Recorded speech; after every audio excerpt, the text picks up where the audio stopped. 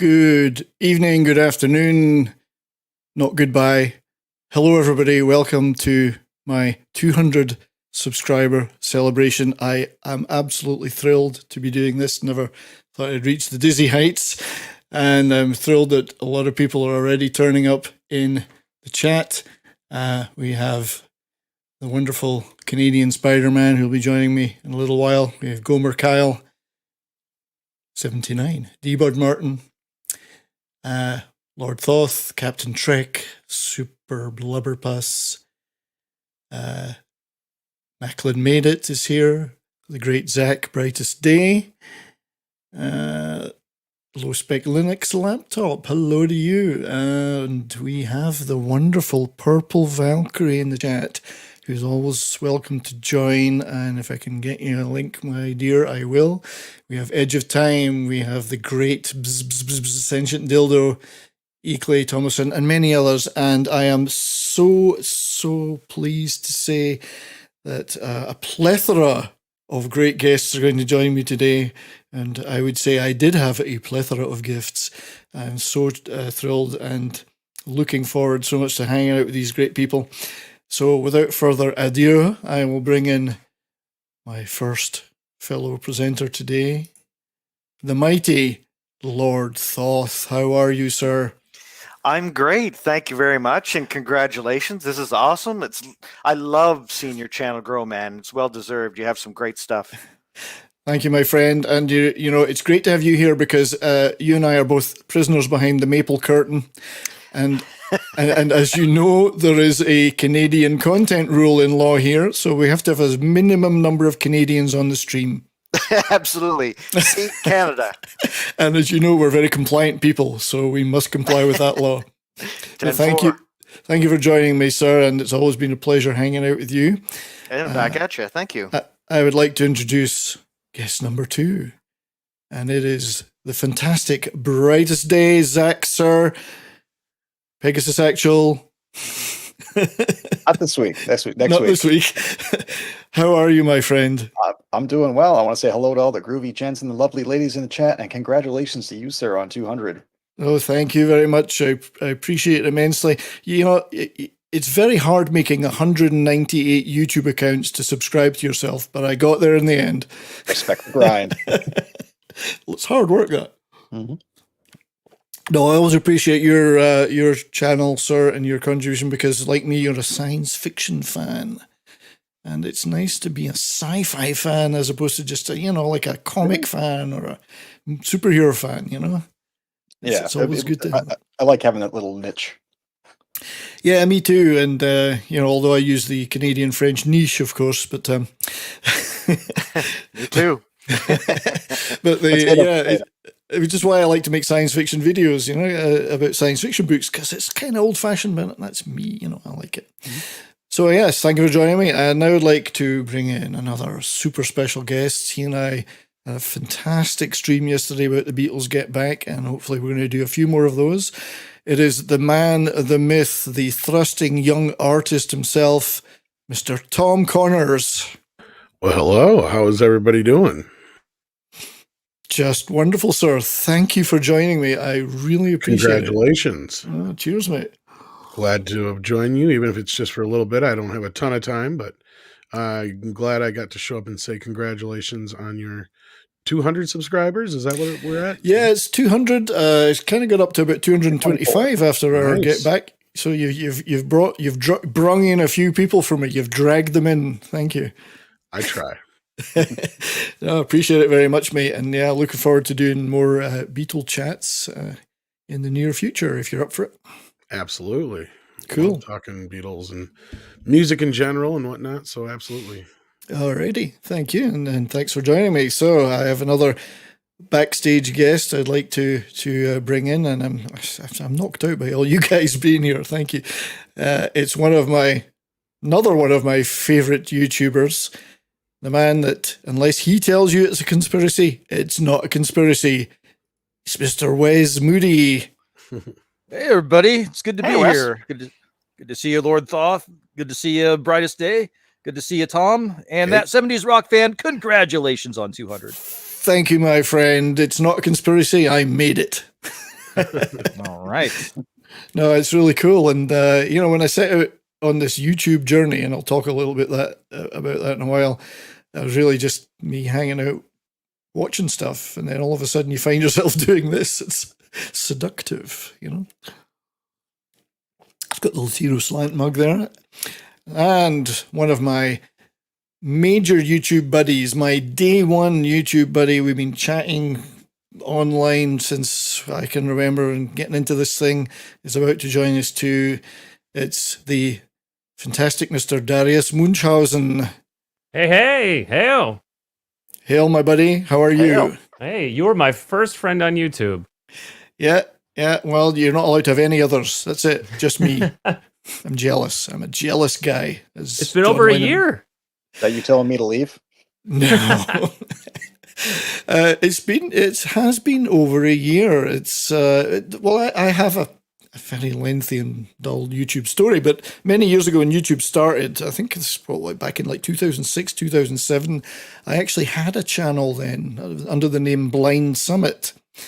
And all I did at that point was, because I was really heavily into copying my VHS tapes onto digital, and I had tons and tons of music stuff. So most of it at that time wasn't on YouTube, or it got taken down over time. So what I did was got it all digital, and I'd put these clips up on this channel. I didn't make any original content. I had no idea of, how the hell would I make a video, what would I even talk about? And I actually had millions of views on some of these. Eventually, though, I got so many copyright strikes, particularly the Eagles, they're bastards, that I decided to pack it in. And that channel just kind of died. I closed it down. But I always kind of went onto YouTube and watched stuff. But maybe around about, last year when I got, or 2019, when I kind of got laid off with COVID, I decided I spent a lot of time watching stuff. And then I saw, I started chatting to people like you in the chat, and then I thought, I could do this too. I could probably make a few videos and do a bit of this, and here we are.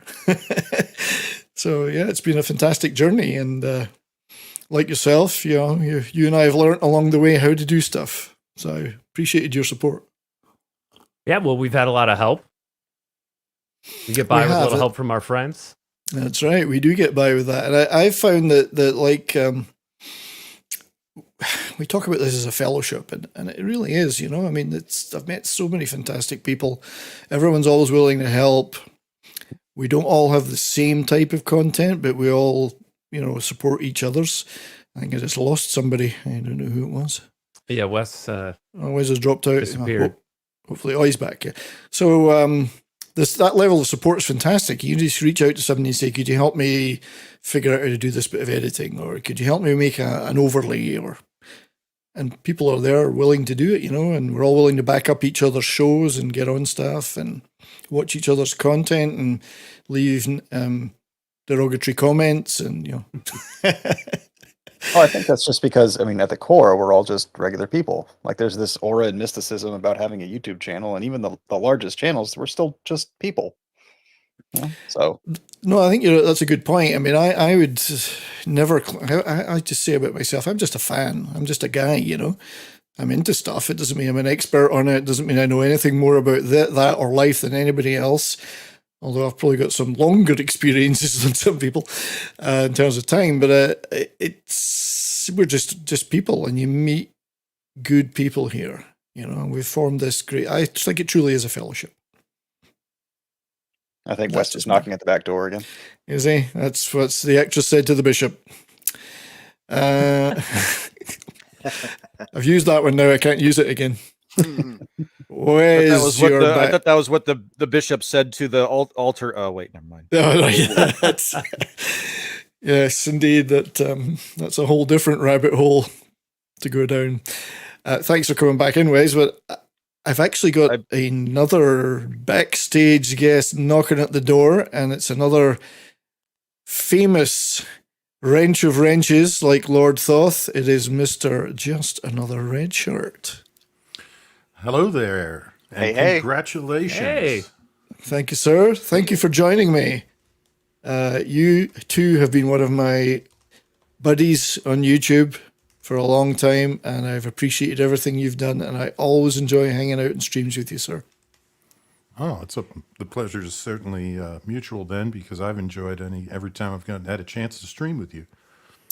Cool, and it's always great when yourself and Thoth and others who do all that fantastic wrenching on channels big and small get the chance to just come on and chat, you know. So you're freed from the shackles.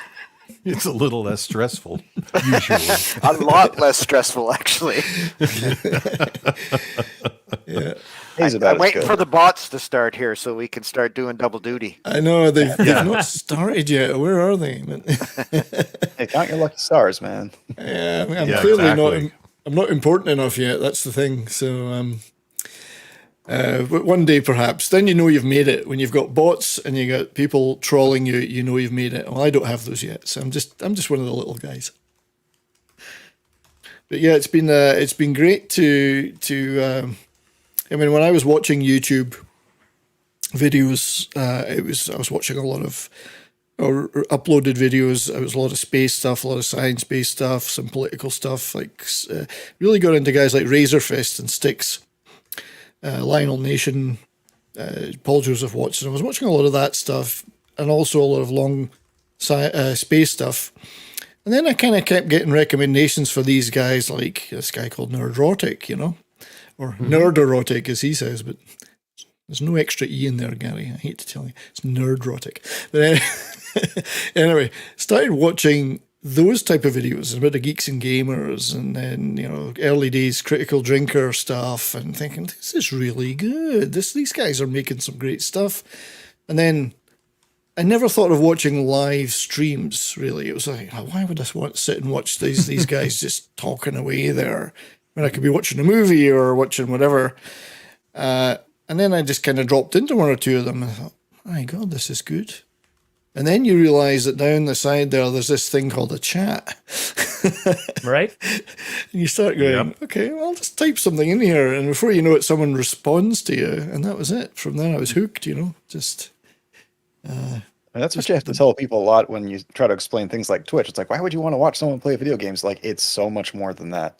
Like, it's the interaction cannot be understated. And then when you try to introduce the concept of super chats to people, it's like, why would you pay money to say something? It's like, no, imagine you're watching TV and you can pay a couple of bucks to influence the format of the show on the fly. If you introduce them like that, it changes their whole perspective on the dynamic. That's a great way to look at it, and I've always seen it as my way of supporting those channels, you know. And I do subscribe to certain channels and on a monthly basis, but others, you know, if I don't, I like to put those super chats in. So it's, you know, I've not got a great deal of cash, but I like to put a little bit of support in. I'm not spending a great deal of money these days on supporting big media, big studios, whatever. You know, let's say Disney.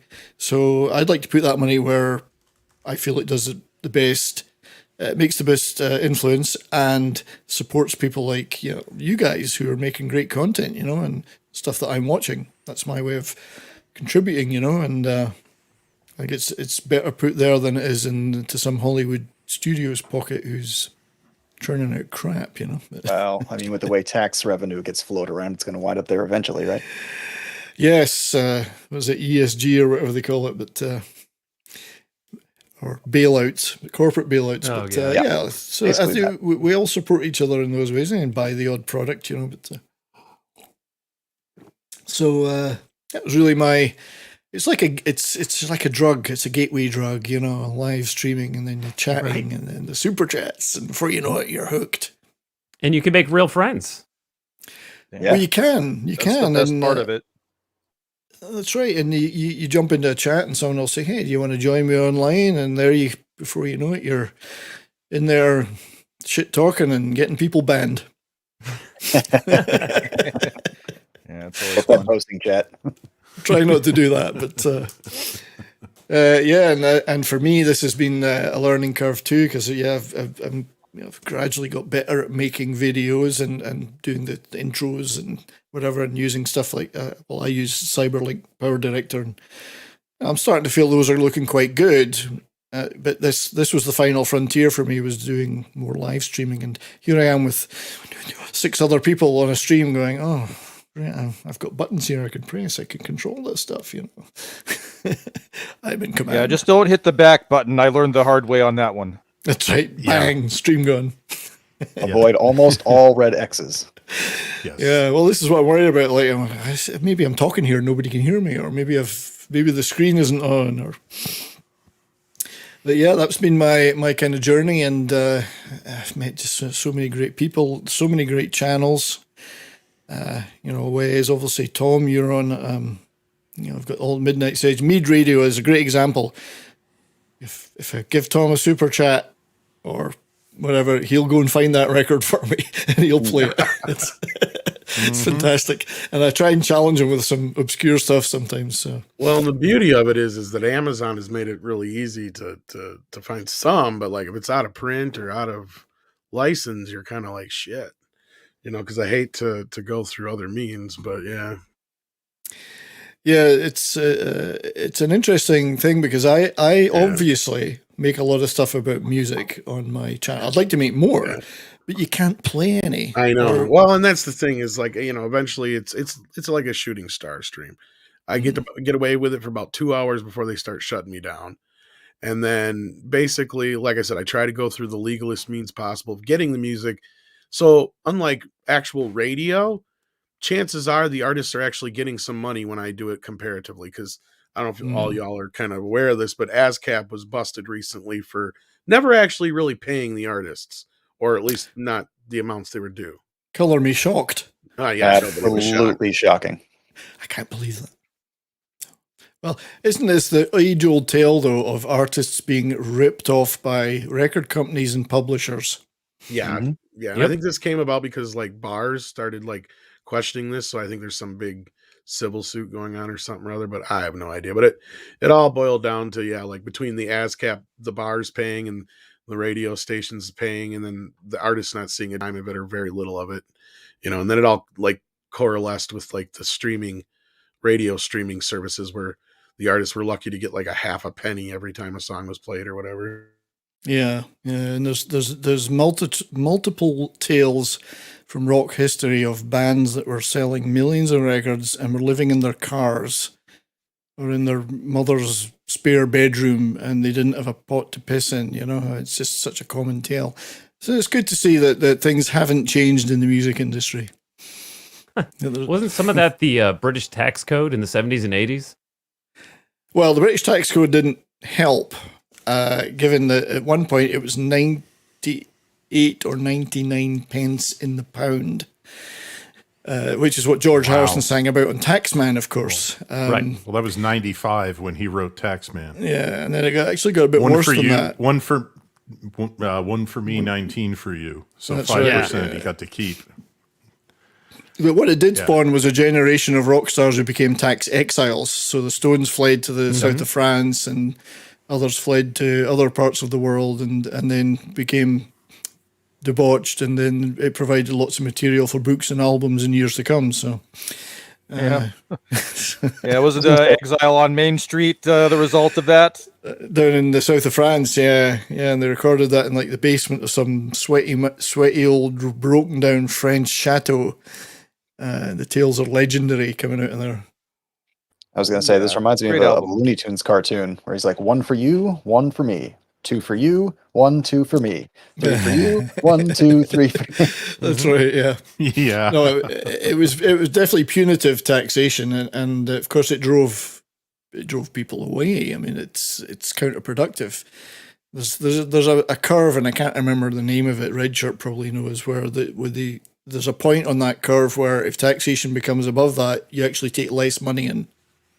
Laugher curve. Laugher, yeah, that's it. And in Britain, they didn't bother with the curve; they just went straight to the top of the chart, you know, into the other axis, and said that's where we're putting the button in. So the Beatles themselves, I mean, they were bringing in hundreds of millions, even in those days, to the British Exchequer, and they weren't exactly rolling in cash personally. Let's put it that way. So at one point, they did. You're familiar, almost bankrupt. It's not. Yeah, it's not just the rock stars. Do you remember All Creatures Great and Small? The show in the books. I do. Peter Davidson, yeah. Yep, Peter Davison was in it, and James Herriot was the pen name of the author, who was a real vet in Yorkshire.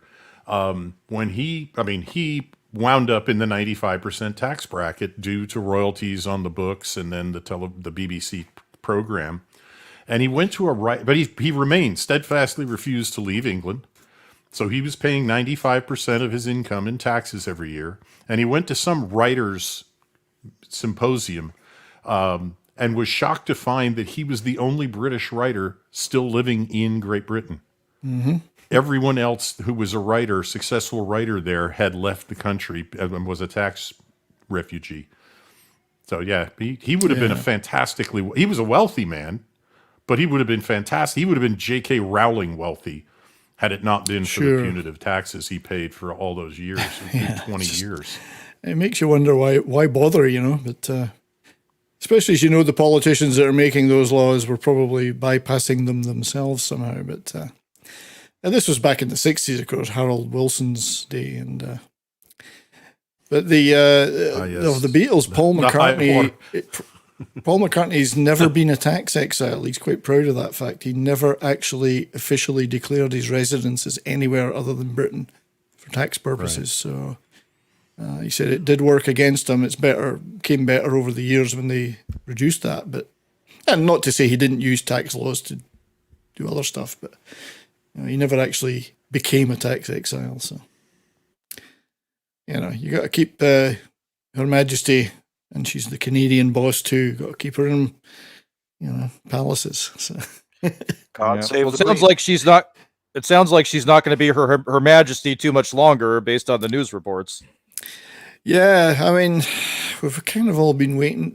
I say waiting. It sounds like we're come on, do it. Anticipating such a thing for years, given the advanced age of the lady in question. So. And then, not to get too heavily into politics or statecraft, but it will be interesting to see the reaction to her son's long-awaited rise to the throne, given he's not the most popular or charming guy in the nation. Are any of them really popular anymore? I feel like their celebrity has waned quite a bit.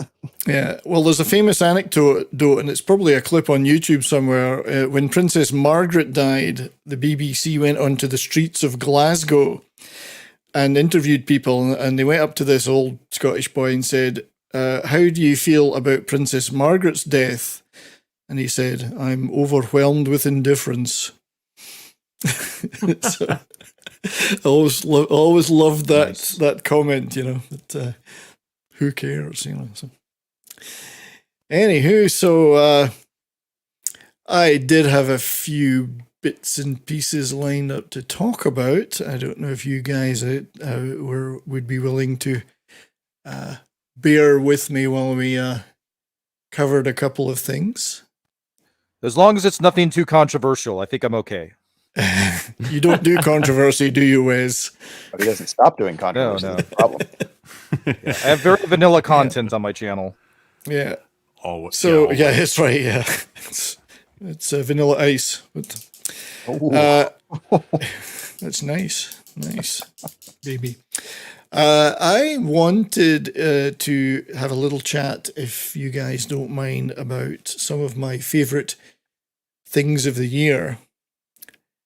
Favorite movies of the year, etc. If you would be open to that. And but before we do that, though, I have to announce another very special guest. This is the maple web slinger himself, the duct tape dispenser, Mr. Canadian Spider-Man. Hey, congratulations! Congratulations, man! Brother. Cheers, my buddy. Sorry, I was out dealing with the rhino, and I'm sorry I'm late, but congratulations. Thank you so much. I'm glad to be here. Thanks for joining me, Canadian Spider-Man. I'm a bit concerned about you because I've heard that they're actually thinking of race swapping you for some guy called Kilometers Morales. Oh, geez. Yeah, well, I could use I work alone. I don't really have a sidekick, So yeah, no, sorry. Yeah. About So, Sasquatch. well, he's an affiliated acquaintance. He's more of an informant, really. You know, he's my eyes out in the woods. But yeah. You said you were the best man at his wedding. Well, is that what he said? I don't remember. Who did he marry, though? What, a Wookiee? Or No, it was some lady in a lake with a sword up here in the Okanagan Lake. Yeah. well, I hope she got Very, that. very strange. Hope she got that sword out before winter, because otherwise she's stuck. It was the abominable snow woman. Yeah. Ooh, I haven't seen her. Congratulations. Hey, good to be. You've got a great panel. Holy jeez, you're pulling in some star power here. Nice. No, I'm humbled and kind of, red-faced embarrassed that I'm feeling the love. So thank you, everybody. Well, you deserve it, man. You give what you get, right? Or you get what you give, rather. Now I've got a genuine superhero. As I say, the duct tape slinger. I try. That's a red-green reference there. Canadian comedy. Shout out to Red Green. Yeah. Yeah. Unfortunately, our American cousins won't know what I'm talking about. But Well, they might. They might be familiar with the phrase, if the ladies don't find you handsome, at least they can find you handy. Handy. Yep. that's right. Darius knows! Oh, yeah. Well, Well, in Darius is- Detroit, we get CBC right across the river. Of course, right, yeah. Yeah. Well, Darius is an honorary Canadian. He can walk across the frozen Detroit River to get to Windsor. So. I think that's how my grandfather got here. Yeah. You see, that's the thing about border crossings between Canada and America. They can close them because of the pandemic as much as they like. But in the winter, you can walk over any river to get to the other side. So. Well, yeah, I don't know if you've heard, but I grew up in New Brunswick, which is we go across to Quebec. We're neighbors with the French Canadians a lot. That's practically in Europe, isn't it? They So do. far east. It is. It's where. Yeah, actually, my parents are closer to London than they are to Vancouver right now. That is correct. Right, okay. But point London, is that Ontario. no, London, UK. It's a 4-hour flight there, and from Halifax, and it's more than 4 hours to get to Vancouver. I'll tell you what. But they've got snowmobiles that they run across as well, right across the frozen. They can run all kinds of cigarettes and liquor, and they put the powder paddles on. And in the summer, those crazy bastards will go across the water. Because you have to register boats, of course, with the Coast Guard. You don't have to register your snowmobile with the Coast Guard. Yeah. Isn't this how Molson made his money? He's taking beer and liquor over to the Americans during the Prohibition. Allegedly. I have no information on that. Or one of the big breweries in Canada. Yeah. We could still do it, I guess. But it's very hard to. There's a lot of people. I live in the mountains of. Well, the hills of British Columbia in the interior, and there's more people on snowmobiles today than there are in cars, I think. So you're not wrong. Yeah, you're not wrong. Yeah. It's a great sport if you enjoy digging. If you enjoy digging the snowmobile out of whatever you're stuck in, it's a great sport. So I enjoy tending broken limbs, really. And it's Yeah. So. Canadian Spider-Man, my friend, how did you feel about your cameo in Spider-Man No Way Home being cut? I thought we had a gentleman's agreement with the studio, and I honored my parts of the bargain, and it just didn't happen. I was really disappointed, but I'm not going to play the victim here. I'm not going to cry over spilled milk. I'm assuming, we're just going to have to make our own private production. There you go. They specified that you had a gentleman's agreement. They had no such agreement. Mm-hmm. This is Hollywood. They're not gentlemen, or gentle beings, persons. I guess you should have offered them a 12-pack instead of a 6-pack. Or an ounce of the good stuff. Yeah. See, I went with the lower grade, and I should have gone with the Primo with nuggets that big. Should have gone with the Crown Royal. Yeah, that was it. And the Crown Royal. The syrup would have got to the deal. Sorry to interrupt. You were about to launch into something great. Crown Royal. Well, I was actually just going to take a rundown on some of the movies I've enjoyed this year. I'd call it my top 15, and this is this is just my opinion. I got to figure out how to share this damn screen. Oh yeah, the Canadians are invading, but we can't invade because we're not allowed to leave the country because we are in the Gulag. That is true. It's the People's That's North Republic of Korea shit. Kazakhstan.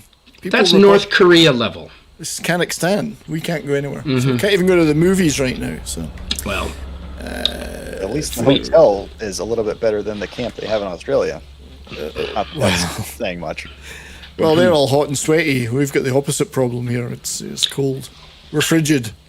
you know what? I was just outside, like I said, dealing with the rhino. The snow, it's so cold, and we live pretty close to each other, so it's about the same temperature. What, minus 13? It's too cold to make snowmen. You can't even form a snowball. There's not enough moisture. The snow won't stick. Well, that's right. So anyway, as I say, I'm going to say a quick run through I've given this a lot of thought for 5 minutes, and these are my 15 favourite films of the year, and it's been slim pickings, I have to say. Some of these I've had to shoehorn in there with a kind of, and I should caveat this by saying I have not yet seen Spider-Man or indeed Ghostbusters Afterlife, so they're not included in this list, not because I don't like them, I haven't seen them, So at the bottom end, and these are in some particular order, at the bottom end of the 15 was Suicide Squad. I did enjoy it. I thought there was a lot of laughs in it. I think it focused far too much on Harley Quinn, which kind of drops it way down this list. But I feel it was good enough, and I think one of the criteria is I would possibly watch it again. Therefore, it's in the top 15. So that was my 15th favourite. Anybody else here like that movie, or was that a... It had its moments. It had its moments. I liked it. I liked the humor, and I thought the pacing was good. Yeah, I felt Isn't that character now? Sorry. Isn't she done with that character now? I hope so. But I mean, it wasn't. She was actually better in this one than in previous iterations in the character. But I just think there was too much of her. Otherwise, this would have been higher up the 15. I think. I still find it incredibly amazing that a Batman animated series character has become so immensely popular to the people out there. I appreciate the lack of female heroes out there, but she's not really a hero. She's at best an anti-hero, more a villain. But yeah, it was good. It had a good story. It had some interesting moments. I went in knowing it was going to be silly. It's no Guardians of the Galaxy, probably the top 3 MCU movies of all time, but it was fun. Yeah, and the fact that it was fun and had some laughs and some pretty neat performances made it into my top 15. A little bit too much Harley Quinn, otherwise pretty damn good. So some of these could have been in any order, of course, until we get to the top. Next one was this No Sudden Move, which if you ever saw this, it was an HBO Max production set in 1950s Detroit. Darius. Yeah, no, I haven't seen that one yet. And Detroit today looks equally as miserable as it did in the 1950s. It's worse, actually. Actually, it's worse. It looked quite good then. There was a lot of nice cars. Those people were well off. They had jobs. But this is a neat... It's pretty clean. It's a neat caper. Pretty dark, but, there's some fantastic cast.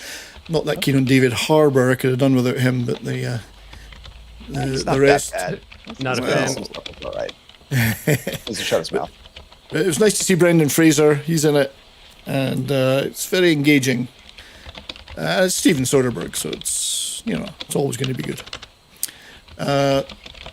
Next was a film called Small Engine Repair, which many of you may not have seen. I don't know if anyone on the panel may have seen it or not. Neat little semi-comic, semi-dramatic movie which stars one of my favourite actors, Shea Wiggum, who of course has been in a ton of great stuff like Boardwalk Empire, etc.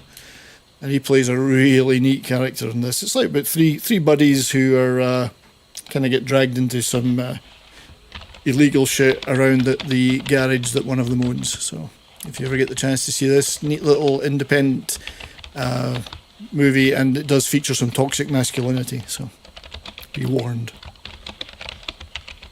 Is that a trigger warning? Someone's typing. I can hear someone typing.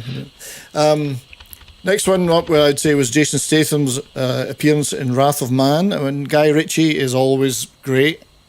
he's got a great looking movie coming out in February or January. Come to that later, but this I enjoyed this immensely. It's less humorous than most Guy Ritchie's. It seemed a little bit more straightforward, bit of an action crime thing, but I always enjoy Guy Ritchie and Jason Statham. Jason Statham's not funny. He doesn't do funny very well. But I did want to see this. This is still on my list. Yeah, it's well worth it, mate. Yeah, I would very much recommend it. Now I'm just going to add another friend to the stream, Mr. Cosmic Fusion. You might be able to see him if you hide that I'm chat. I'm going to try and hide that chat. There we go. How are you, sir? Hello. Hey, Cos. Hail, you for Cosmic joining. Fusion. And Hail, congratulations Cosmic Fusion. on 200 subscribers. Thank you, my friend. You've been a big assistance over the period of my time in YouTube with various things. I appreciate it very much. Thanks for joining me.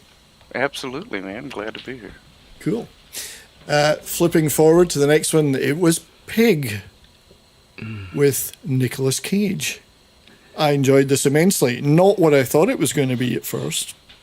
Don't want to give too many spoilers away. At first I thought it was going to be Nick Cage, basically killing his way through a bunch of people who steal his pig. Didn't quite turn out like that, but his performance alone was well worth watching. I mean, say what you like about Nick Cage, he's always engaging, and he puts in a brilliant performance in this one, so well worth watching.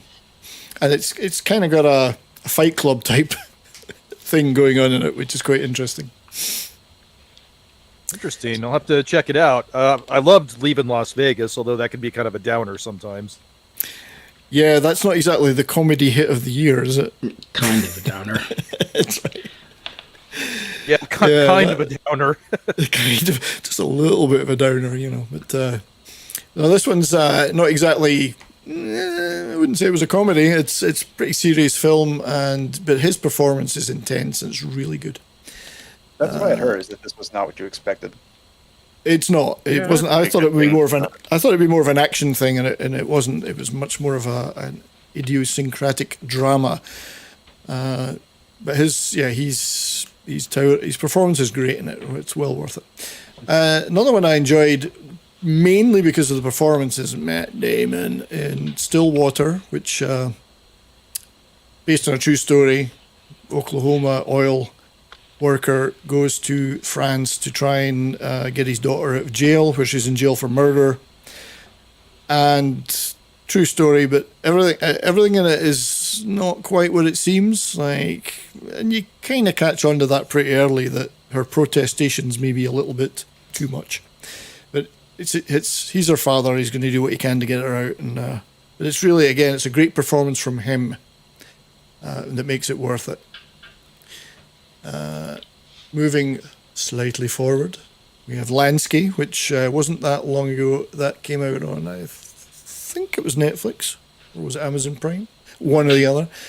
Again, fantastic performances. Harvey Keitel as Meyer Lansky, Sam Worthington as and again, based on a real life story, as the guy that interviews him, or is chosen to interview him and to write his story. It's fascinating story. Lots of flashbacks to his time, his criminal career with the mob. I think you'll enjoy it. Anyone enjoys mob stuff, you're going to enjoy this. And Minka Kelly is in it, and Minka's always good. For those who remember, like a Bulger, like whatever the Whitey Bulger movie was. Yeah, that was the Whitey Bulger was. It was Johnny Depp, wasn't it? Yeah. Yes. Yeah. That was a pretty good movie. That was a really good. That was one of Johnny Depp's best performances. Well, indeed, and he didn't even look. He looked very un-Johnny Depp in it, which was Black Mass, right? Yes. Yeah. Yeah. Thank you. Yeah, this this is a good one. Yeah, this is a real study of character, and Keitel just absolutely knocks it out of the park. Nice. Well, I don't think I've ever seen him in a bad movie. Well, frankly. that's right. You know it's going to be worth watching, even just for him. So another one that I got a kick out of was Cop Shop, because A, it's got Gerard Butler in it, Yes, he's absolutely fantastic. And Frank Grillo. So you can't go wrong with those two guys. Grillo kicks ass. Yes, he does. It does have the required female lead, but she's actually not as annoying as some people would think she is. Mad Mardigan thinks she's very annoying. I personally don't think she's that bad, but you know. But with Mad Mardigan is always annoyed by female characters. Yeah, It's like his default mode. I was hoping Mad was going to join us because I was going to show him this. Are there any women here today? But he's not here yet.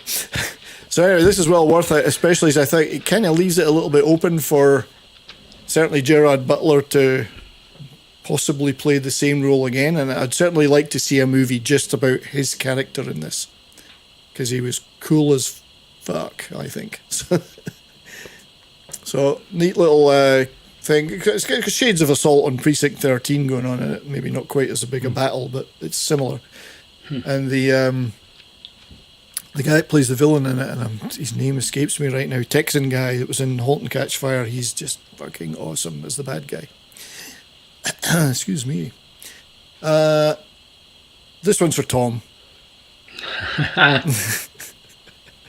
Again, the criteria, and some of these movies, by the way, and maybe were out before, I watched them in 2021 though. So I'd watch this again. This was this year, wasn't it, Tom? I think so, yeah. Yeah. So I absolutely loved it. I mean, who doesn't like Godzilla kicking the shit out of Kong and vice versa? So I got a real thrill out of it. I would watch it again a number of times. Just absolutely loved it. The Hollow Earthers really like that one. I hated the Mecha Godzilla design, and I still do. Right, yeah. Well, yeah, I'm they not lost such me a... at the Hollow Earth. Yeah, I like the Hollow Earth. You see, I'm not such as I say, I'm not a huge purist in those respects. I don't know, like Tom and some of you guys will know all the Godzilla and stuff. I'm just glad they didn't interrupt whatever Doomcock was working on. Oh, at the center of the earth. That's right. Yeah, well, on the other hand, I would kind of hope that he would let Harvey press the button at that point. But so that was one of my favourites. Another one is another little, quite little drama that was on Netflix called The Dig. Fantastic Ray Fiennes performance. I mean, don't go to this movie looking for action. It's about an archaeological dig in the 1930s in Britain, just eve of the war. But just the two leads and their interaction. And it's about uncovering a very, very old Viking longship. Nice. And the great thing about this is, unlike Hollywood movies, is that there's less focus on the movie having messages or being diverse or casting of that kind. It's just about the story. And they didn't try and, change that because it was 1930s England. So it looked and felt a certain way. It's a beautiful little movie and really, really sweet story between the two of them. He's like a father figure to her, Ray Fiennes' character. Plus, he's the amateur archaeologist, and all the big shots from London want to take over the dig and throw him out because he's not got their degrees. So it's like a little guy fighting the big guys thing. So moving in to getting near the top, there was, for me, Nobody was a fantastic movie. You could certainly tell the John Wick influence in it. It was written by the same guy, I believe. Yeah, so I believe, and I mean, you would never have expected this lead to make this good a movie because, if you've seen Breaking Bad, Better Call Saul, it's not this isn't an actor you would have said, well, he can play a kick-ass action guy, but he's freaking good in it, and it's choreographed so well, and I love the fact that they interweaved backstory as it went on enough to make you believe that there's a world could be created around this. So I mean, arguably, a lot of people would have said the same thing about Bryan Cranston before Breaking Bad came out. So this isn't as much of a shock as I expected it to be. But this was on my top 5 that I released like last week or so. I thought this was great. Yeah, I'd it's love in to my see a sequel. yeah. This is in my top 5 for sure. I definitely would want to see a sequel. It was great to see Christopher Lloyd as well. In it. Yeah. There was some, I'm dying to see it. yeah, it's fantastic. Really, it's the kind of thing where you're watching it, time passes by and you don't know, and you just Christopher know. Lloyd actually has one of the best twist moments in the movie. Oh yes. Don't tell me. Don't want to give it away, but it just kicks ass. Yeah, when he showed up with the DeLorean and said, "We gotta go back in time." To make you somebody. You just spoiled it, man. I honestly It's the would have loved to kids. see it showed up in like a non-Back to the Future DeLorean. Oh, that would have been awesome, wouldn't it? That would have been too meta, though, you know. So, we're definitely getting near the top now. Yes. Boss Level. What a movie. Could I ask a quick? Ooh. Never You mind. can. Great Oh, choice. I was just gonna say, was that surprising to you as Michael Keaton switching from Mr. Mom to being Batman? Was that much of a shock to you? Is it that much of a transformation? Maybe not quite as much. Maybe 80% as much. Okay, right, Maybe not as much of a surprise as when Bruce Willis did Die Hard, right, for Moonlighting, yeah. because we all knew him from Moonlighting, and it was like, is this guy really going to be able to pull this off? I think that just lends itself to the fact that even the most unsuspecting of men are capable of great violence. And that kind of is something when you take examples like that, is probably something that should not be forgotten if we see castings like that in the future. Right. And I think that... Well, supposedly for RoboCop, they casted against type, and they made the guy that played Clarence Bodiger, you know, from that 70s show. God, what's his name? It's on the tip of my tongue. Kurtwood Smith. Kurtwood Smith, yes. Oh, Kurtwood. Yeah, he was Excellent. cast against type, so yeah, I love it when they do that. Well, how many people thought that Nolan fucked up when he cast Heath Ledger to play the Joker? Right? Good point. Yeah, that is a good point. Well, indeed, that was, what was it, And Knight's Fonda. Tale? He'd been in A Knight's Tale and stuff like that. And 10 Things I Hate About You. 10 Things I Hate About You, yeah. But I guess the nobody part, you made a good point, Zach. That's who you want someone who you don't think is capable of the things he does. Mm-hmm. Yeah, so that's a great point. And you could just tell, though, from the beginning when he gets the golf club and you're thinking, this guy's got more to him than we might imagine. And when he finally lets it out, it's like, oh, thank God. But yeah, Boss Level, brilliant surprise, great movie, absolutely loved it, just pure fun. Mel Gibson, I love it when he gets good work. Love it when Mel does stuff. This one's Yeah. probably in my Excited. top 5 of this year. This one. Yeah, I think I'm at number 3 right now. Yeah, it's probably This is number 3 5 for me. Yeah. I was actually kind of upset when I realized that Fat Man was last year, because I was going to put that in my top 5. Yeah, me too. And I had to strike it off the list because I thought, wait a minute, I saw that last December. It doesn't count. Right. I want him to do a sequel of that one. Yep. Yeah. Well, I loved Walton Goggins' character in Fat Man. And Walton Goggins is a great actor, and it's a shame. Yeah. Yeah, I'd love There's to see few him. few movies I remember from last year, but I remember that one. Yeah. And Mel's just so good. I mean, it's for me, it's always one in the eye for Hollywood when he gets work and does good shit, you know. And Frank Grillo, I mean, we've kind of, Mrs. Rockford and I have just kind of got into him in a big way the last couple of years and watched a lot of his stuff. He's always good value for money. I like That Frank. elevator scene with Captain America with him, and Yeah. like he really nailed that character. It was awesome. I love that scene. Agreed. Yeah. Would that have moved him out of the B list level actors, in your opinion, or? I think he's possibly still kind of the B plus, but the thing about Grillo is I think he does a lot of work that he produces himself, and he works with certain directors and writers for some of these movies, so he's kind of got his own thing going, which is good. He doesn't rely on getting cast from outside as much. He and Scott Adkins are two guys that if you cast them in a movie, you know exactly what you're going to get, and they're going to give it to you with the same level of quality every time. Yeah. Well, that's right. And I think Grillo even makes an appearance in Pig. Is it Pig that he's in as well? He plays a bar. No, I'm thinking of a different movie. Sorry.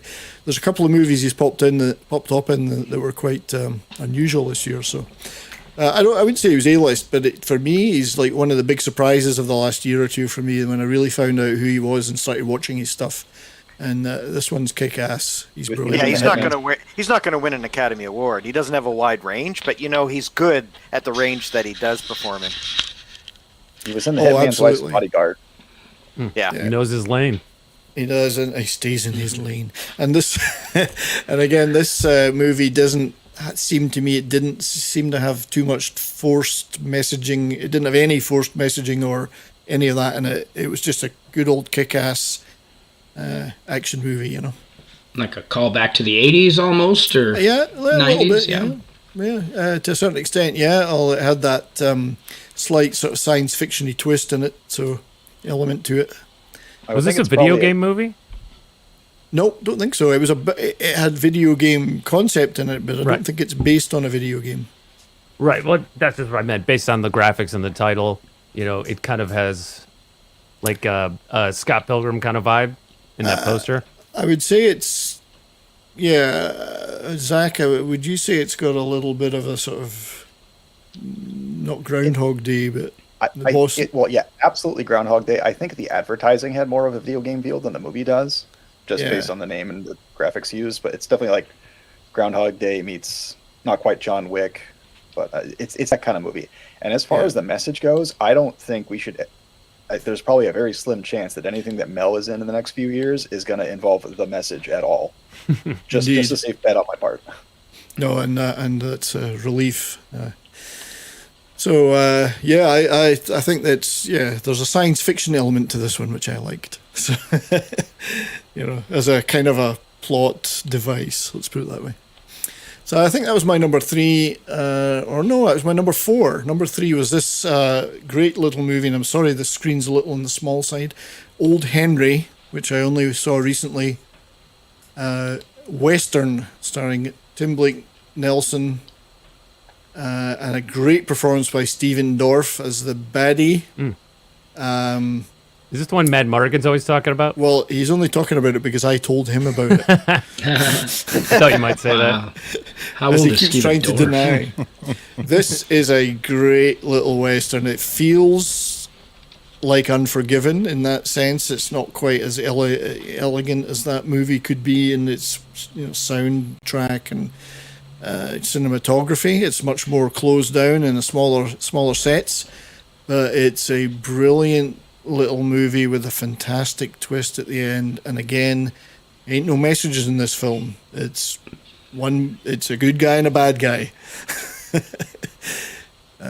I would highly recommend this if you like. I did think it had one of the better twist endings of all the twist endings I've seen recently, since every movie has to do that now. And it I really mean, sneaks up on you. Yeah, they did telegraph it a little bit earlier. There was one point where you thought, I wonder why they're showing you those newspaper clippings. But but yeah, he's great. And Stephen Dorff, he's always one of my favorite actors. He absolutely kills it as the villain, because he's kind of, he's a bad guy, but he's not a dumb guy, and he's certainly not a hothead. So he makes a formidable villain. So that was number 3. Number 2 for me was this, The Witcher: Nightmare of the Wolf on Netflix. Absolutely loved this, and I think it nailed the Witcher stories from the books extremely well. The artwork was fantastic. Unlike the TV show, which there's elements of it I love, they haven't done a lot of changes to the characters as you envisage them. So they look like you would expect them to look like, they act like you would expect them to act like. And it's the story of those who are not so familiar with the books, perhaps, of Vesemir. It's a prequel for the show. It's a prequel, as he was a young Witcher. So it's about Vesemir and his story from good time beast slayer of hire to someone with a little more substance in him, and I absolutely adored it. I enjoyed the animation too. The animation was great. It was beautiful, absolutely beautiful. I like that color palette. I don't know how you would describe it, and maybe someone like Tom would know more about this kind of thing, but it popped out without being glaring in your face, you know. It was very four-color comic booky kind of animation. Great story, great characters. What the second season of The Witcher show should be more like. Yeah, it should be, and I did want to kind of talk about that a little bit, but this to me is better than the TV show. And as I say, I watched the TV show and I'm watching it now, the second season, and I do like a lot of it. There are things I don't like about it. And I'm not a purist about the books. I've read them. I mean, my gateway into it was playing Witcher 3. And in fact, I've never even really played the other two games because I hate going back and playing older games when I've played the later ones. And then I read the books. And now, reading the books, I'm glad I did, because this, I felt, for a Netflix production, was spot on. It didn't try and fuck with it, you know? So well done to the team that made that, and I hope they make more. And then, I think that was my number 2. So number 1 for me was Dune. Yes. I absolutely was knocked out by it. It defeated my expectations because I expected them to fuck with it, and they didn't. A little bit, but not in a significant way. Yeah, but not in a significant enough way. And I say that as somebody, and I'm open about this, that I've never loved the books. I've tried many times to read them. I've never been that keen on them. This was everything I would have wanted out of a Dune movie. And the key for me is that I will buy this, I will watch it again, I'll buy it on Blu-ray, whatever, I'll watch it again. I watched this twice in 8 hours, that's how much I liked it. Yeah. Wow. And I'm eager for the next 2 parts. So my wife was a little bit not worried a huge about... fan of the books Go ahead. either. Go ahead. Sorry, just another Richard. I interrupted you. Oh, no. I probably a little of both. No, I would agree with you. I was not a huge fan of the books. I read the first book and never even looked for any of the subsequent books. And I saw the first Dune movie, and I really was underwhelmed by that because it was so dark. Any of the interiors, it seemed like, it was like, you need another light. They needed at least one more light on the set. This, I thought the pacing was awesome. Because Dune is a book that does start very slowly. So if you're going to do the first book in 2 movies, the first movie's not going to be a rapid-paced action movie. It's the nature of the story, the way it was written, and I don't understand. I mean, I really don't understand the people who are like, it didn't have an ending. Well, of course not. It's half a book. Right. The director wanted to do it like Peter Jackson did Lord of the Rings, and film everything at once and then make 2 movies or whatever out of it. And the studio balked. And I think, Tom, correct me if I'm wrong, that was just a failure of the advertising. Like, it was not released as part 1 until, close to its release date. And no, not exactly. They were kind of holding out to see how this was going to do. The second movie was never a done deal. I mean, it was kind of a foregone conclusion, but not 100%. So I am a huge book fan. It is now, though, but yeah. And so going into this, I enjoyed the 80s take on the novels, and they are what they are. My wife was a little bit worried about this because every single science fiction movie and fantasy movie and superhero movie we've been going into for the last several years, I've been very upset with. So, but I will say that even with the casting issues, my wife was happy because she got to see Aquaman as Duncan Idaho. So, she was happy right there. As soon as that happened, she was good with that. 70s. Yeah, but everything else, I thought the movie was well done. I really enjoyed it. It was a lot of fun. I'm looking forward to number 2 now. Sorry, I thought I was distracted there. I'm a novice. I'm an amateur at the StreamYard thing. So. No, that's all right. You were looking at the chat, huh? I was didn't looking see at the Dune. chat. Yep. You gotta look after the chat, you know. I'm You know, sure we've they're all what done it. sustains us. The chat sustain us. We have to look after them. I didn't see Dune in IMAX, and I probably should have. That movie seems to really lend itself to IMAX. The vistas and the look and everything. It just that if there was ever a movie to see in IMAX, that seemed to be the movie. I think For sure. I brought this up when we were on Nerd Cookies review stream. If you don't see it under perfect conditions, odds are your experience is going to be flawed. Where and how you see it definitely changes how you experience it. Because even watching it at home after I got back from IMAX was totally different. No, I thought you were talking about watching it stoned. So would you say Well, if that? you can watch it stoned and in IMAX, that probably would be the best experience. Would you say, Zach, that's because it was less immersive on a smaller yeah. screen? Absolutely. Not even. It's not even a visual thing. It's an audio thing.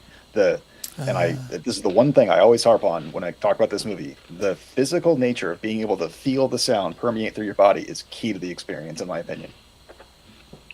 Okay, yeah, that's a good point. I mean, I've not watched it even with headphones on, so I had a guess great it's- sound experience at home, but I also have a Dolby Atmos system too. So yeah. No, that's an interesting But I point did because notice we how often the sound forget about was the being- audio component and how important that is. And you only realize sometimes when you strip the audio out and just watch the visuals, you think, oh my God, there's no background music, there's no whatever. You know you're missing something then. It's an interesting experiment when you see films without that and then have it put back in. That's a good point. What were you saying, Tom? no, I think that's pretty much what I said. That's what he said. So yeah, that for me, that's my absolute favorite movie of the year. It's head and shoulders possibly above the rest. As I say, I haven't seen Spider-Man or Ghostbusters Afterlife yet. Hear good things about both. We can't go to the cinema here in Canada because we're in the Maple Gulag. So they will have to wait for me. But this for me has been the favorite. I will definitely be owning a copy in physical media, and I'll definitely be watching it again. And I cannot wait for the next 2 or 3. 3, I guess. There's going to be 3 in total, I believe. It's going to be a trilogy. So, but I was also heartened to hear that Denis Villeneuve is going to be, or is slated to be, directing Rendezvous with Rama, which is one of my all-time favorite stories, and I've always wanted to see a faithful big screen representation of that. So, I think I just heard about that on Midnight's Edge. yeah, someone they were gonna mentioned make it. Someone mentioned it the other day, and I was like, I never knew that was going to happen. And but apparently, it's a real thing. And if I can just share the screen on this, I think a couple of our guests have to tip. yeah. So it has, yeah. Someone mentioned it the other day, and I thought, oh my God, I think it was Midnight's Edge when I first heard about it. Yeah, someone brought it up. Yeah, and this, I mean, when he's going to get to make this, I don't know, because if he's busy on doing it, it's going to take a while. But to me, he's the right guy, because it has to be visually impressive, first of all. And I don't think he'll take too many liberties with the story, although it could be seen that if I was a schlock Hollywood producer, not that I'm saying Denis is, or I would say, oh, that ending's a bit anticlimactic, so we got to have something else. Can I interrupt you for a second there, brother? Yeah. I know that one or two of us might have to dip out, but I have to run as well. I'm going to open up. I'll be in the chat or whatever, but allow other people to come in here because I'm sure you're going to have lots of new guests. But congratulations. Yeah, I should probably get to work myself. Looking forward to another 300 so we can get to 500 here in a couple of weeks. I look forward to seeing more great stuff from you, man. Keep up the great work. Well, thank you, my brother. I've appreciated your support and your friendship, and thanks for joining me today. And if you got anything you want to promote or talk about, go ahead. Oh no! I'll jump out so you guys can have your fun. It's every single one that I would be pushing is already on your stream here. So it's a great group of guys here that are pushing out some great original content. Keep up the great work, everyone. I'm subscribed to every single one of you. I love watching all of your videos. And good luck, everyone. Merry Christmas, Happy New Year, Happy Holidays to everyone. Be safe, stay true to yourself, and I'll see you all soon. Thank you, brother. Take care. LT. Thanks for joining. Take care, Lord Thoth. Happy holidays. Happy Holidays. Take care. Alrighty. I should probably head out myself. I got a lot of shit I got to get done before show tonight. No, so I can you're make not. some room. You're not allowed to leave. I'm sorry. I'm just kidding, mate. So, Tom, buddy, I very much appreciate you joining me today, and thank you again for yesterday, our conversation. Yeah, man, I it's fun. absolutely loved it, mate. Thank you. Yeah, anytime I can, man. And I wish I could stay longer, but yeah, I got a dog that needs out, and I got some work I got to get done here before. I got my own show later, so. Yes, I know. So, yeah, and I'm sure we'll all be there. Glad to hear I it. hope. So, take care, ladies and gentlemen, and I hope to see you soon. Thank you, See you, Tom. Tom. See you, Tom. Yep. See you, Cheers, Tom. my Bye, Tom. friend. Thanks. And Cool. 70s, I'm going to dip because today is Mrs. Redshirt's birthday. And we have yet to celebrate that. Yeah. Well, you'll have So to give I'm her a gonna big hug and a kiss from all of us. Yeah. That'll lead to something. Dildo. Everybody but Sentient Dildo. Yeah, well, he doesn't do kissing. It's part of it. He's not allowed to. In his profession, you're not allowed to do that. Well, happy birthday to Mrs. Redshirt. Yeah, good stuff, mate. Yeah. Have you got anything special planned? Are you cooking a nice meal? Or what are you doing for? You're not going to believe this. She decided while we were out before I got on the stream, running some errands, that what she wanted for her birthday dinner was Taco Bell. So she got all the Taco Bell she can eat for, I bet, 2 days, and is going to be enjoying that. And I've got to cut something down and kill it for myself. Hopefully she didn't want a Mexican pizza because those were discontinued. Oh, well. So, was Dennis Leary involved at all in this Taco Bell? Did he no. attack the? No, okay. Your rabbit chicken pizza's good. That's If you right. want to make some pizza, you just buy a taco and you unfold it. Cool. Look at all those Well, happy birthdays in the chat Yeah. for Mrs. Redshirt. I'll pass those along, folks. Thank you very Well, much. you'll definitely have to pass on Sentient Dildo's wishes. That's for sure. Yes. I'll send his best wishes. Happy birthday to her. Yeah, happy birthday to Mrs. Redshirt, and thank you, my friend, for joining me. I've appreciated your friendship and our interactions very much, and look forward to more. I'm certain I will. So everybody take care. I'm sure I'll be seeing you in a chat somewhere. Bye now. Later, All right, Richard. see you, buddy. Be seeing you. Good to see you. Cheers. All right, 70s. I'm gonna follow the train out and get back to work myself, man. I This is sense a great trend stream. here. So, Cosmic, my friend, you really appreciate you joining. It's always great hanging out with you. What have you got planned coming up? Anything exciting?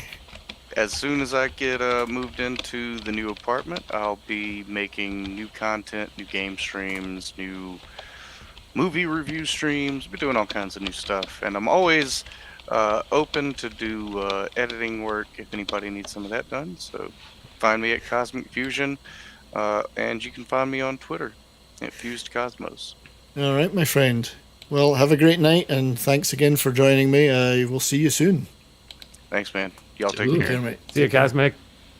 Bye. Right, I've officially barred the doors. No one else is allowed to leave. Oh. Lock all the doors. I just subbed to him. He's well over 1,000 subscribers. Congratulations. Cosmic, yeah? Yeah, that's fantastic. He does great video work. I mean, he does that old face replacement thing and edits some really funny stuff. Yeah. So maybe he's what I need to get up the subs. There's a story behind that. Well, indeed. Yeah. But you're doing great, Canadian Spider-Man. You just, you're an inspiration to us all as a superhero. Thanks. I had a Great. Dude, love those fireside Live streams. I've prepped for one in a few hours, actually. Yeah, so we're ready to go. So I'm just going to add another guest to replace our dear departed ones. I'd like to welcome Raquel. Hi guys, how's everyone Raquel. doing? Hey, Raquel. How Hey, are Raquel. you, lass? Thanks for I'm joining. doing good. Good. What have you been up to today? Me? Just getting some rest before my siblings come over tomorrow. Oh, right. Are they staying for a while, for like a few days, or just one day? Just for a few days. All right. And this is okay? You're okay with that? Good. Yeah, I haven't seen them Yeah. for a while.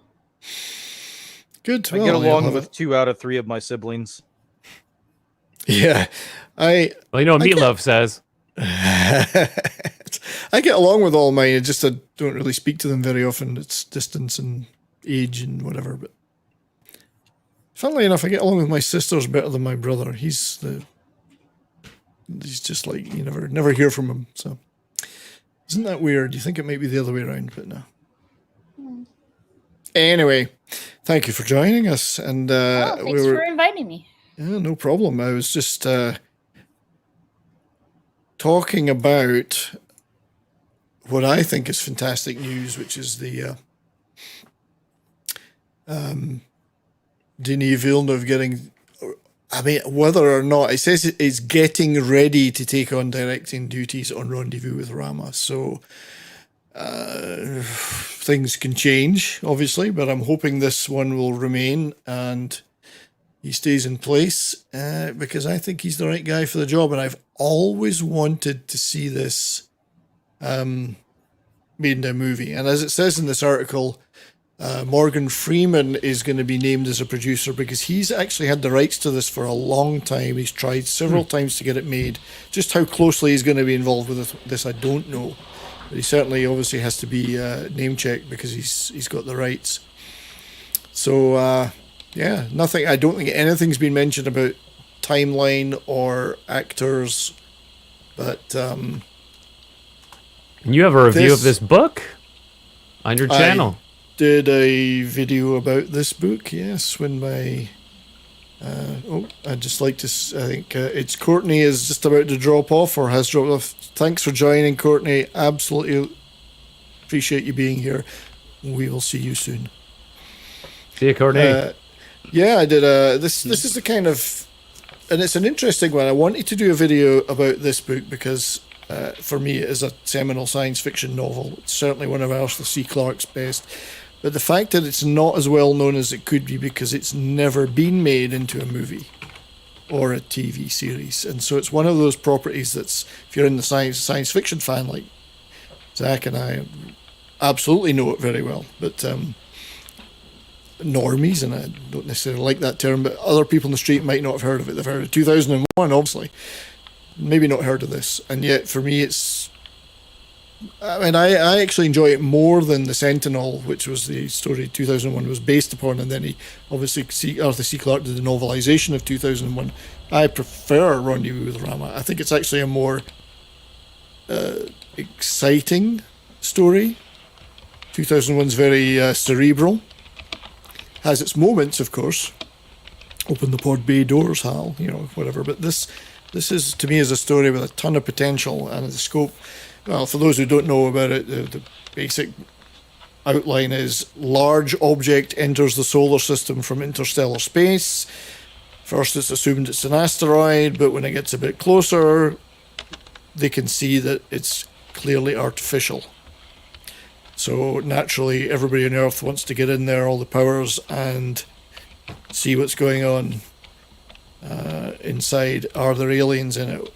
Are they still there? Whatever, I don't want to spoil it too much, but so you can see there's a lot of potential there if you've never read the book or seen the film.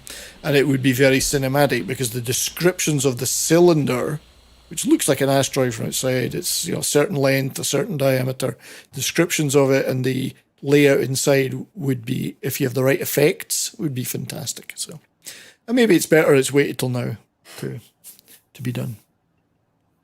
So that's certainly something I'm looking forward to in the that'll be in the next few years. I think in terms of next year, this is certainly, with the demise of James Bond, for various reasons, whether he really is dead or not, as a franchise. You've got guys like Guy Ritchie, I think, to me, stepping into the breach. This movie looks more like a Bond movie than the Bond movie did. And I don't know if anyone's... And I don't want to necessarily play the trailer because I may get copyright struck, but... as long as you stop every once in a while. This, on its face, this reminds me of the movie that just came out, Red Notice. Like, just the way it's marketed, which obviously feels very generic, but yeah, I wonder if there's any similarity to them. Well, strictly speaking, when you look at that image there with the red dress, it could almost be Gal Gadot and Ryan Reynolds and The Rock. Just that lineup there. So I see what you mean. But the trailer looks good. It's, kick-ass action. It's got all the Guy Ritchie trademarks, a lot of humor. And you've seen the reinvention of Hugh Grant here, who's at the front of the poster. From when you saw him in The Gentleman, with Matthew McConaughey, Hugh Grant was a total revelation. Gone as the foppy English love-struck, oh gosh guy, and now he's this lounge lizard, older lounge lizard, cynical guy. It's funny. I mean, he's totally reinventing himself as an actor here with Guy Ritchie's support, obviously. So, but this does look like a good movie. Looks definitely more Bond than Bond, I would say. But coming up soon, of course, is also The King's Man. I believe that comes out tomorrow. So I am looking to go see this tomorrow, honestly. Good. No, I'm looking forward to this. I can say I've some anticipation. Directed by Matthew Vaughn, so it should be okay. And he's done the screenplay. King's Men was good. Second one wasn't quite as good, but this does look... And of course, Ray Fiennes. I mean, what can you say? And Rhys Ifans as Rasputin looks fantastic. So Zach, you'll have to let us know how you get on with that one. I will certainly do so. I mean, I was a huge fan of the first Kingsman. The second was a little campier, but I still enjoyed it, mostly because I love Juliana Moore. But yeah, I definitely am looking forward to this. I think it's probably got all the hallmarks of the first movie, and hopefully it's not. Hopefully there's nothing hidden that's wrong with it. I hope not. I mean, they've obviously had to put in the required amount of Hollywood rules into it in terms of casting or whatever. But yeah, but I like Jimon Hansu. Like, I don't mind him. Yeah, and it's not like he's new in the scene. I mean, he's been in some great movies. He's a good actor. So this looks good to me. I mean, the layout, the people that are in it look good. It looks like a fun movie. And I'm a big fan of Kenny Branagh. Kenny, lovey. So I'm looking forward to this. I enjoy... Love less. Yeah. This, I think, will be good. The Murder on the Orient Express he did, I enjoyed immensely. This looks good. Kenny's a good lad. You can't go wrong with Kenny. Yeah. Is her name Gal Gadot? Am I saying that right? It's Gal Gadot, yeah. Okay, yeah.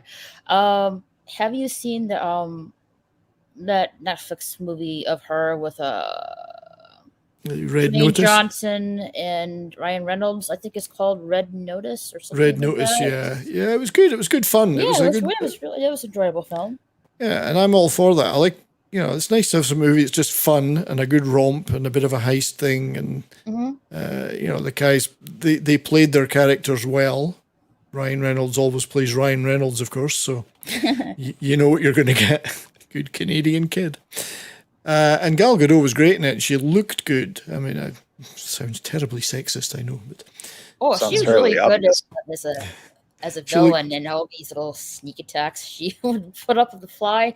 I just find that so, always one-upping the guys. I just found that so humorous.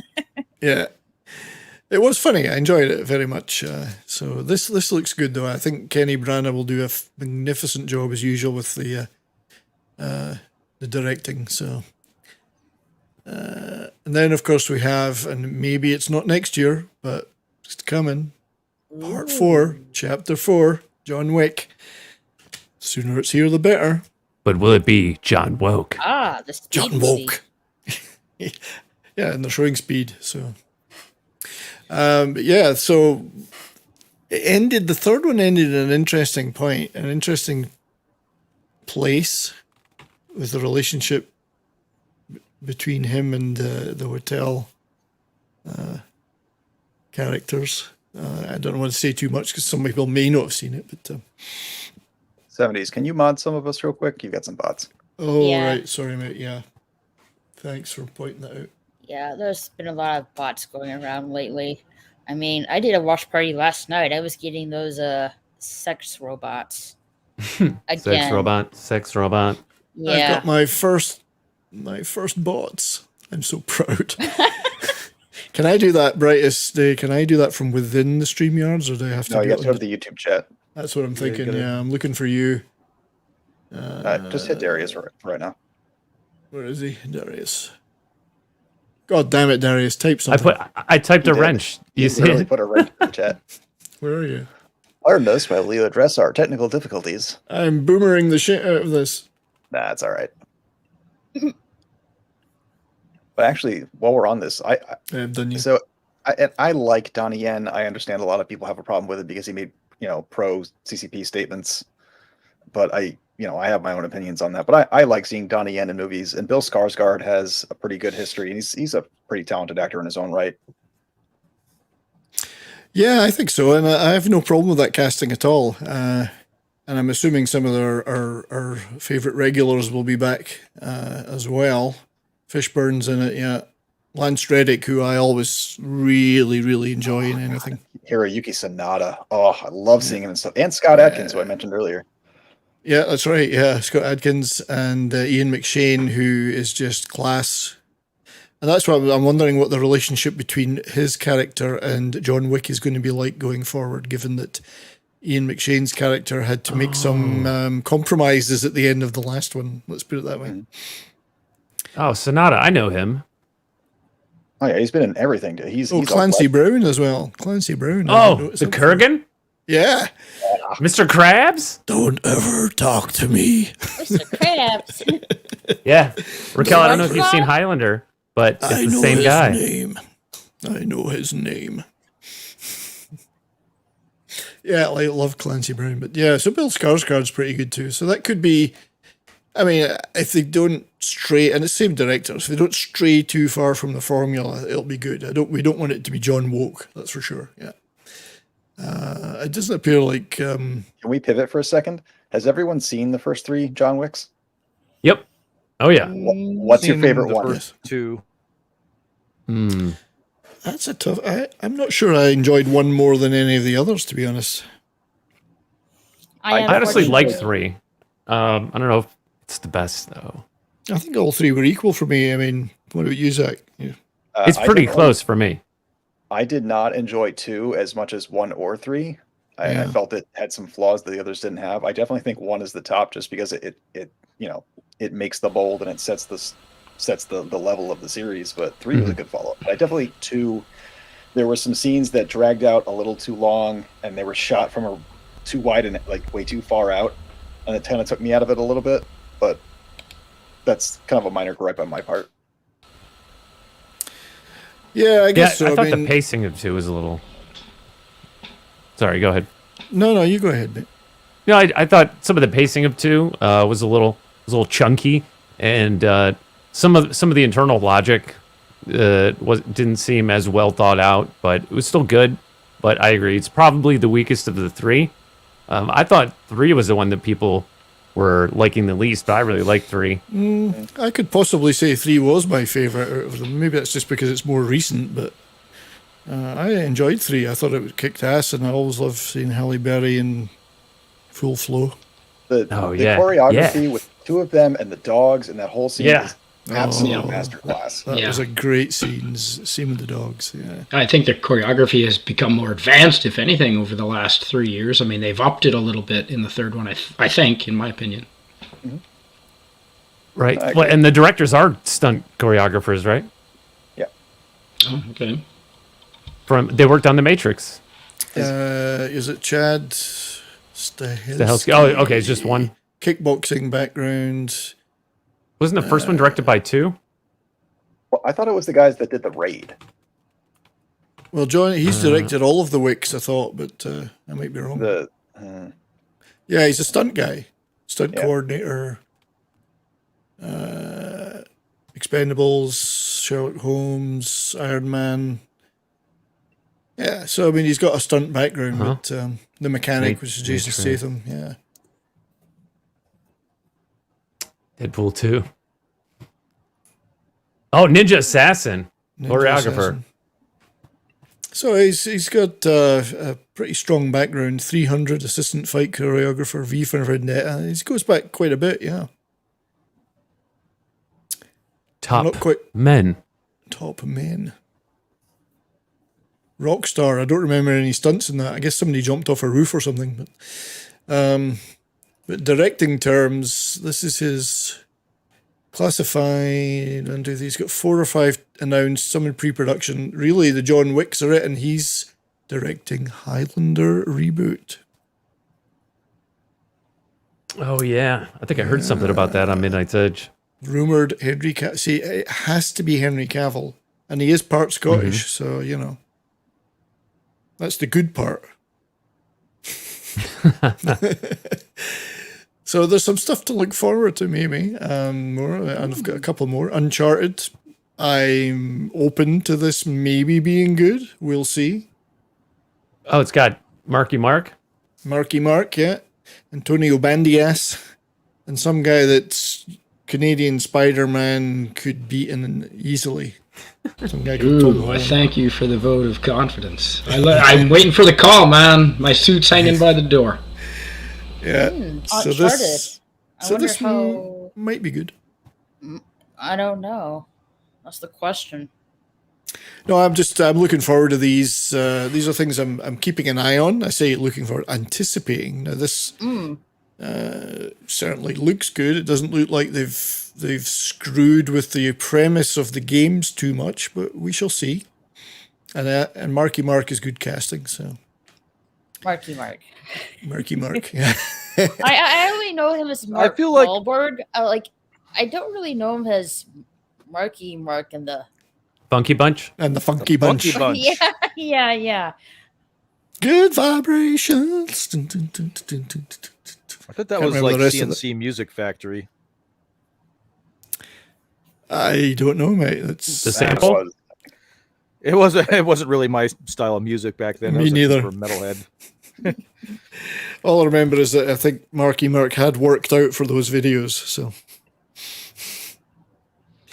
there was definitely some male pin-up stuff going on. Yeah, I think he was involved in stuff like that.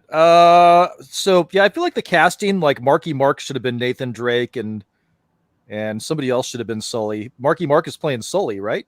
Yes, Yeah, that and is. Yeah. I don't think Sully is supposed to be that young. I think that's what a lot of people I've heard were saying when they saw this trailer, is that it's just not the right, like everything feels off about it. But this is one of those things where I don't think you were ever really going to satisfy people, especially when you're trying to push a current actor like Tom Holland. Like it may just be the fact that they just don't have anybody else. It feels like to me, and this is just my opinion, take it with what it's worth, that Hollywood now has a very limited catalog of people they can pull from, and they're just trying to get them in as much as possible. Because you keep seeing the same faces in all the same movies. That's true. They've got their go-to guys, particularly when it comes to your traditional male lead. You've got your Cavills, you've got your Marky Marks. They do seem to, and there's of course those roles are perhaps more restricted now than ever with Hollywood's casting rules. So there's less and less of those guys take more and more of those parts. Right. However, I'm keeping an eye on it. You never know. And then we've also got the film that Mad Martigan is most looking forward to. Ooh, Top Gun 2. Gun. Beach Volleyball 2. How long ago was the first film? I forget. 87? I was going to say, it's running on 25 years, right? Oh, it's, Or longer. 87 maybe. Been that long, huh? I think it's as old as I am. Yeah. I know it's probably older than me, most Oh likely. yeah, definitely. Thanks, D-Bud Martin, for joining me. Appreciate it, mate. Always appreciate your presence in your chat. So see you soon. Was he taking off? I think so. See you, D-Bud. Well, now I feel Oh, super old because I was like 10 when this movie came out. Yeah. Oh yeah, it came out in 1986. Yeah, 1986. Yeah, I was not even born yet. I was 1. I missed a decade when I did my math earlier. It was -1. Yeah, I was mostly finished even in my first marriage by then. But I was a little older. But yeah, so I have seen the Uncharted fan film, the Nathan Fillion one. He actually is a great choice. He's Nathan Fillion a few years ago could have been great in this movie, this Uncharted movie. But anyway, Top Gun Maverick, minus references to Taiwan, will be coming out eventually this year. Minus Taiwan patches. I don't know what to make of this. It could be great. It could be a total freaking disaster. I think this will be good, honestly. I'm hoping. I really am hoping. I'm interested to see what they're going to do with poor Val Kilmer as Iceman, given that Val's current struggles, with his not being able to speak and all the cancer problems he's had. So we'll see. I'm hoping that he has enough of a role in it to pay tribute to him, to his presence. But yeah, I mean, it's a good looking cast. We shall see. I'm hoping. Most of these I am hoping will be good. We cannot expect too much. But then there's the other Tom Cruise property, Mission Impossible 7, which I don't think there's even a trailer for yet. But I'm a huge Mission Impossible movie fan. I just think they're the greatest fun. I just love it. They're preposterous, but I love them. Isn't that the one where he was flipping out on the set? Yes. Yeah. You all took your triple masks off and blah, blah, blah. Why You actually had to stand on a little table to do that. But We are creating jobs! because the crew were saying, who's that guy that's shouting? We can't see anybody. And then he stood up on a step ladder and they could see him. He was flipping out, Raquel, because it was somebody broke COVID protocol on the set. Oh, jeez. I think they breathed, which is illegal. Breathing is illegal these days. So I have a feeling he's going to keep making these until he dies in the production of one, just due to the trajectory his stunts are going. He does Could his own be. stunts in this movie? yeah, Wow. he does all his. Well, I say all. He has obviously a stunt double. He does a lot of his own stuff, apparently. As long as I Allegedly. see the Tom Cruise running style, Didn't he then I'm good. broke his foot on one of these movies in the production kind of way? Yeah, it broke off in think that was the somebody's last one. ass. It broke off in someone's ass, I believe. But Ouch. I think it was the last Probably. one, wasn't it? Fallout? it was full. And you could see in the movie, you could see the moment when he breaks his foot, because I think they left that shot in. Well, actually, because that's real emotion he's displaying. I would think they left it in because it's going to be a while before they got another shot. Well, That's right. He's got another foot. He's fine as long as he's got two normal-sized hands. He's okay. If he has one little hand and one big hand, that might be difficult. But He's got his crazy Scientologist magic to keep him going. that's right. I think Right. Jackie Chan still does his own stunts, and he's got to be 60. Yeah. Well, I do all my own stunts as well. I've been doing my own stunts since we started the stream. Same. Yep, same. I'll jump off shit. Yeah, I press those buttons myself, and that's why I get it wrong all the time. And I think there's one side track movie that might be good, which is this Unbearable Weight of Massive Talent with Nick Cage. Nicolas Cage. A cash-strapped Nicolas Cage, playing Nicolas Cage, agrees to make a paid appearance at a billionaire superfan's birthday party, but is really an informant for the CIA, since the billionaire fan is a drug kingpin and gets cast in a Tarantino movie. I'm assuming Nicolas Cage gets cast in the Tarantino movie, not the fan. Doesn't really get much more meta than that. It's just meta. Yeah, It's so meta. It meets itself coming backwards. Yeah, I think as this movie is going to be as great as willing to be tongue in cheek and over the top as it gets. Yes, That'll be as good as it gets. Yeah. I love the title as well. You know, the unbearable weight of massive talent. So. But yeah, this could be good, and I'm hoping it will be as meta as possible. Mm-hmm. Like, screw the fourth wall. Let's screw the fifth, sixth walls. Let's just take all the walls down. We should be building bridges, not walls, in this movie. Right. So that's my kind of look forward to in the movie front. I don't know if any of you guys have got any thing that you're particularly excited about coming up next year. Jurassic Park Dominion. Spider-Man, the animated Spider-Man Spider-Verse 2 Part 1 is coming out next year. Okay, no, that sounds good. So, Part 2, Part 1, did you say? It's, Part 2. Part 2. Yeah. So tell us about Part 1, Into the Spider-Verse. Oh, right, okay. With Into you. the Spider-Verse 2, but it's split in 2 parts, though. Cool. When is that a Netflix property or a... I'm not really sure. Sony? Sony? Yeah. Maybe is it theater release or... I think it is. I Theater, don't know yeah. if it's going to be released on Netflix or not. It is going to be in theaters, though. It says supposed to be released by next fall of next year. So a little bit of a wait. Yeah, well, let's hope it sticks to that timeline, because some of these things we've been looking at here have been pushed back a year, 2 years, and they're only finally dribbling out now. So let's hope that one sticks to its timeline. You mentioned Jurassic Park, Darius.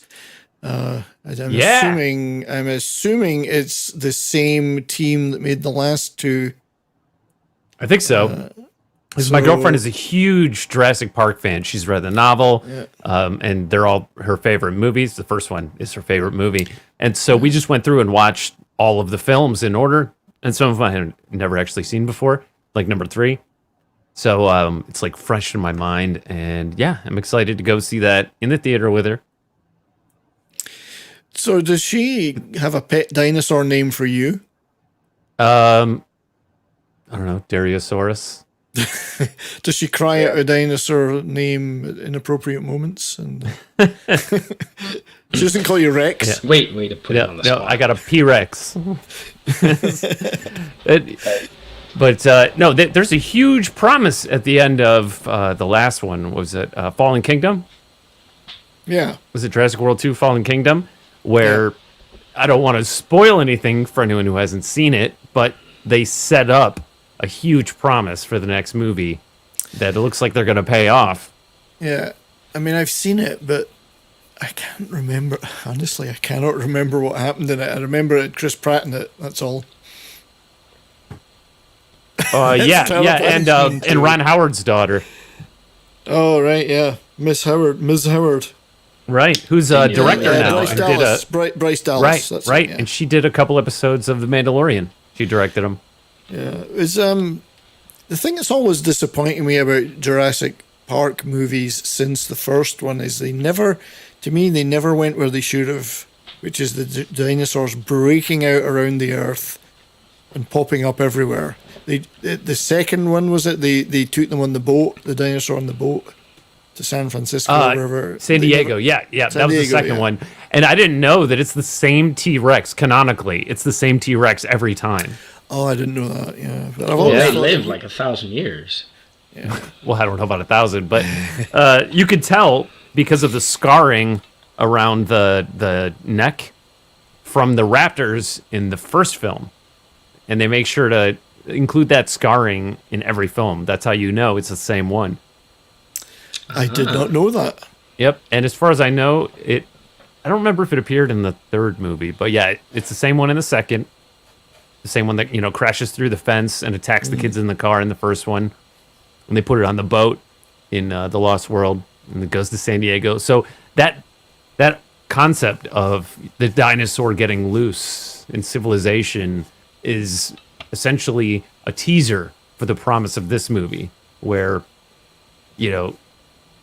basically they've been released into the world, and so now we have to deal with what Dr. Malcolm always warned us about, which is chaos theory, as Captain Cockney Number Spock loves to muse about. Chaos theory, where now you have something that is beyond your control and beyond your ability to predict. So I don't know how they're going to handle that or what the plot will be, because how do you can't put that genie back in the bottle. So I'm really curious. Yeah. I wonder if there's an order to chaos theory. An underlying order to it. Well, order can arise in chaos, but entropy must always increase on the whole. Entropy always increases. Indeed, we can't fight entropy. Nope. So as I say, I'm disappointed that they never really had a breakout of the dinosaurs. Imagine a couple of T-Rexes rampaging through, name a certain city. It could be in San Diego, anyway. And I know we've had our Godzilla versus Kong type things doing that, but that would have been, to me, that would have been kind of neat. But I guess they always want to keep these within the confines of the island. Well, for filming purposes. Yeah, until now. So it's got to break on through to the other side. So, anybody else looking forward to anything spectacular next year? Well, what I'm looking forward to is getting my Conspiracy Guy Chronicles done, which I'm writing and trying to finish. So I'm doing my animated series, Conspiracy Guy Chronicles. I've got 2 scripts done. I'm going to start on the 3rd one. Hell yeah. That's going to be awesome, mate. Yeah. I think we're all excited for that. It should work out to be 10 or 11 episodes. But for those that don't know, it circles around. It just kind of took on a life of its own. Originally, it was just going to be like conspiracy shorts where he goes into conspiracy stuff, but it turned into this crazy allegory about not fearing evil and good versus evil. And, it starts with a breakup. That's what sends him off into a trailer in the woods where he goes down the rabbit hole and goes to fight evil. I see, but is it, how can we trust that you are actually writing these conspiracy theory books? Because I will occasionally live stream me live writing it, and you can see my writing process. How can we verify that? Yeah, you can join my Patreon. No, that's a good point. Yeah, there you go. Yeah, I was trying to lead you there, but gotcha. Yes. So, looking forward to that, mate. Because as we said, if it's not a conspiracy until you say it is, that's right. And I think we are certainly looking forward to getting more of your conspiracy live streams or streams, because although it just so happens I got a new piece of equipment where Conspiracy Guy himself may be able to do some live streams. Cool, nice, very nice. Look forward to that for sure. Absolutely. But probably we'll get banned straight away. For even mentioning conspiracies. My eyes are everywhere. Zach, my friend, have you got anything that you're particularly excited about in the coming year? The only things I see based on what I saw on the release list that I'm looking forward to seeing are Top Gun 2 and Sonic the Hedgehog 2. Just I forgot about that. Yeah. The first Sonic movie was cute enough. Yeah, and that's good because that's Sonic stuck to the fans, what the fans wanted, not that, and that's not a bad thing, It didn't try and set out its stall to annoy the fans from the start. They listened and they changed things and they made it what it should be. So that's cool. Yeah, Good when for I you. first saw the first appearance of Sonic, I was like, wait, that's Sonic? That does nothing look like the cartoon Sonic that I grew up with as a kid. I'm like, what is this? And then it just rolled off from there, and people were saying that is not Sonic, which I greatly agree with. I'm glad they changed and fixed that. Well, thank God they listened, you know. I mean, it just... Absolutely. Yeah, instead of getting on there and insulting the fans by saying, "Shut up, you rubes, we take what we give you and love it." I think we're all getting tired of that. This movie wasn't made for you. That's right. Well, who was it made for then? Who the hell was it made Yeah. for? It wasn't made for us. It's not supposed to do well. That's the point. It's made for people who enjoy poor writing and bad scripts. Yeah, don't you love the headlines that you get now that say, such and such a film wasn't a success. Here's why that's a good thing.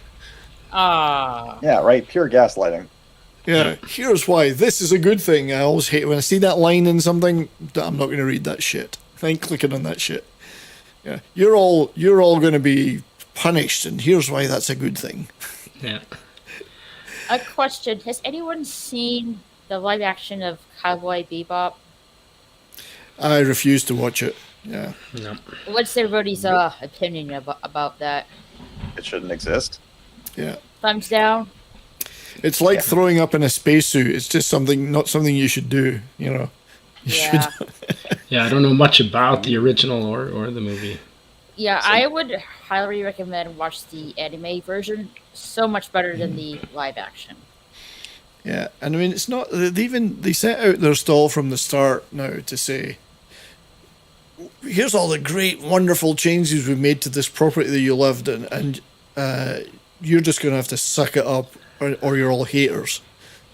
Like, we've fixed all these things for you. Well, we didn't want them fixed. That's why we're fans. We liked it the way it was. Yeah, how's that working for you now since it's canceled? Heroes with flaws are, we like the heroes with flaws already. I like heroes with flaws. Yeah, if heroes with flaws is good, it just heroes that are completely deconstructed to make them villains or problematic is not good. Yeah. Has anyone seen Ice Road? That was filmed in Manitoba, near Gimli, Manitoba, north of Winnipeg, with Liam Neeson. I have fantastic. Indeed. And in fact, you got my reference on your stream the other day when I mentioned Liam Neeson driving by in a big rig. Oh yeah. He was. Now, wasn't that 2021? And why? How come that wasn't on your list?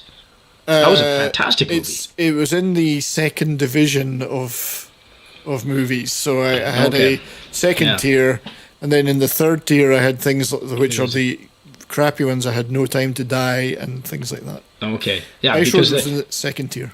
I don't know if there was any big A-list movie actors in there besides Liam Neeson, but the other actors, I don't know how much experience they had, but they were all good. I liked everybody in that film. Yeah, Lawrence Fishburne was the only other. Oh, of course. Yeah, although he's not in all of the movie, but I don't think they could afford him. No, but it was just such a good movie, and he just plays another one of these regular guys that, when push comes to shove, he plays the hero, and yeah, it was fantastic. And I didn't see it; it wasn't predictable. At least I didn't see things coming. But that's, my spidey sense wasn't tingling all the time, so it was great. It was kind of neat to see. Something like that was filmed very definitely in Canada. I mean, I don't think it was necessarily a Canadian production, but very much filmed in Canada with a Canadian setting. In the middle of February. Yeah, and these ice, which are a real thing, these ice roads, The only bit that kind of puzzled me, for those who haven't seen it, it's about a disaster in a northern mining camp, which Canadian Spider-Man, our friend Steve here, has got... great knowledge of, I believe. A little bit, yeah. And of course, for some reason, they can't fly any help in. So they have to take big rigs and put them up the ice roads to take the drilling equipment they need to save these guys. Yeah. And it's April, so the ice is starting to melt. That's the premise. So. Yeah, and it was just a good movie. But I'm sorry, I've got to get some things done. Before it gets dark out. It's getting cold and getting dark. I just wanted to jump on and congratulate you on 200 subscribers. Thank you, my friend. I know you've been there the whole way on this YouTube journey. Supporting you.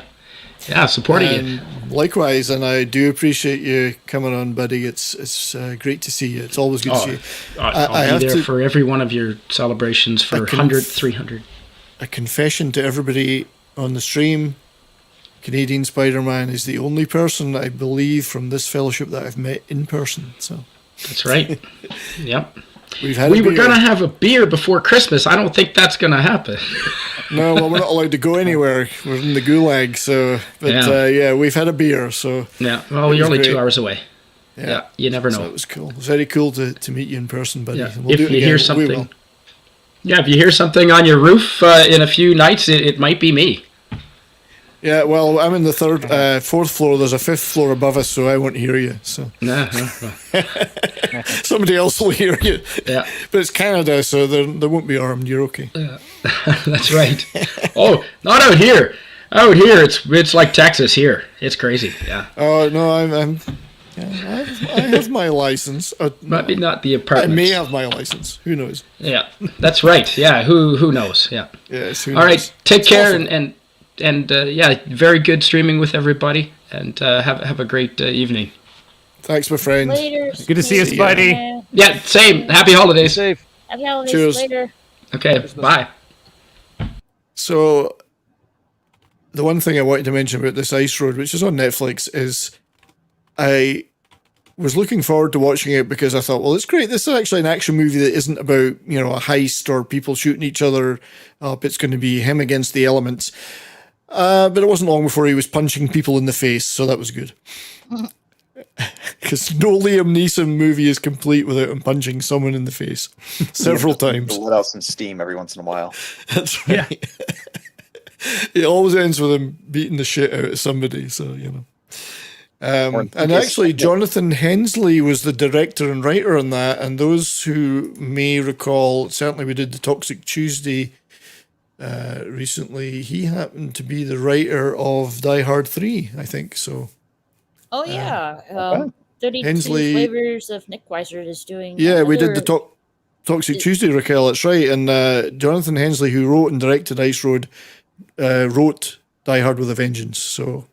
Ooh, is he? I think Nick is doing another Die Hard Toxic live stream tonight. I think. We are indeed. We are doing, I'll be on there, and we're doing Awesome. Die Hard, the Motherlode. Oh. Oh, you always hear choirs of angels when you mention Die Hard. Oh, so Okay, yeah, big and debate: is Die Hard the first Die Hard movie, Christmas movie, or not? Absolutely it is. Hands up Christmas all those who movie. think it is. It's a Christmas movie. A Christmas movie is any movie you want to watch on Christmas, as far as I'm concerned. Yeah, and we always watch it on Christmas. We used to be The Great Escape when I was a kid. That was the movie everyone watched on Christmas in the UK, but now it's Die Hard. So. You know, it's funny. I was thinking about it earlier today, and make sure all the kids are away from the speaker. But the greatest conspiracy in human history is Santa Claus, because everyone gets in on it. Even the news, they have their Santa tracker. Well, this is it. And I mean, let's face it, we are lying to millions of children. Right? That's what I'm So they saying. say. I'm not saying Santa isn't real if there's any children watching. Same as the Tooth Fairy and the Easter Bunny and the Leprechaun. Yeah. The Easter Bunny's got to be a close second. Mm-hmm. I don't think leprechauns are a conspiracy, Raquel. I've got one locked up. Never mind. See, the Tooth Fairy was great because, your tooth would start to feel, you were a kid, it would be a little loosey and go, get this thing out. There we go. There's a pound or whatever, Yeah. That was before The Rock played the Tooth Fairy? Yes, yeah. But when they stop doing that, that's when your parents stop giving you the money under your pillow for putting a tooth under it. That's when you know you're getting old. And I was in my 30s, and they stopped. So. But yeah, there's Santa is a bit of a. Well, let's face it. I mean, yes, it's based on Saint Nicholas, but Saint Nicholas himself was they've woven in other pre-Christian stuff into there too. So it's quite an interesting one. But don't worry about it because Santa is now Sarah Silverman, so we're good. We're saved. We're all saved. Yeah, I thought it was Tim Problem Allen. added. Yeah. Problem solved. Is that the plot of that show? Basically, that she think becomes so. Santa? again, I would never watch it because it's trash. But Yeah, absolutely. Just I might as believe well. she wants to be Santa, or she wants to be an elf. Santa Inc. Oh my gosh, it looks like another TV show version of Robot Chicken, but way worse. Yeah, well, they're using that stop motion, whatever, and but it's trash writing. So it's written with it's coming from a place of disdain and hate. They've not written it with any affection because they hate the let's If not I get into it voiced too my much. opinions on the creation and plot and cast behind that show, I would get every one of us yeeted off of YouTube. Exactly, it's something we have Save to be it for careful about. Odyssey. Yeah, and it's for me, it's simple. It's written from a place of hatred and disdain, and I'm not going to dignify it by watching it. So Postmodern deconstructionism. yes, indeed, I'd like to deconstruct postmodern deconstructionism. If I could. that's There's meta. There's meta for you. Yeah. So yeah, but anyway, we've a few things to look forward to, and I don't think it's all doom and gloom, which is good. I'll have to wait till they come out in physical media or streaming or Tortuga before I can see some of them. But unless they let us out of the cage that we're in. Yeah, I was going to say, for people locked in the Canadian gulag, you're awfully hopeful. Yeah. We will comply. We will make you comply. But there's a few games I'm looking forward to as well coming out next year. There's one called Elden Ring, which has been distracting George R.R. Martin from actually writing books. Right. It's him and From Software, right? The guys behind Bloodborne and Dark Souls. Dark Souls, yeah, it's a Dark Souls related. Cool. I think is that right, Zach? Yeah, I think it's Dark Souls. I think it's canonically unrelated to Dark Souls, but it is the same company and the same team. Yeah, same style. Yeah, and again, I don't want to get. I don't know if we'll be hammered for showing any. Just pause it like every 15 to 30 seconds. Yeah, but Fine. it's Or yeah. skip George it. R.R. Martin is deeply immersed in this apparently, so no wonder he doesn't finish any books. Anything but finishing that book. Yeah, will we ever get Winds of Winter? Indeed. No. We'll get Flatulence of Winter before we get Wind of Winter, I think. A dream of getting a dream of spring. That's right. But this looks good. I mean, I'm an RPG guy anyway, so this tickles my fancy straight away. It's the fever dream of spring you got waiting outside for the winds of winter. Yeah, that's right. And if I flip forward, we'll see a little bit of that style. I mean, you can see the visual style it's going to have.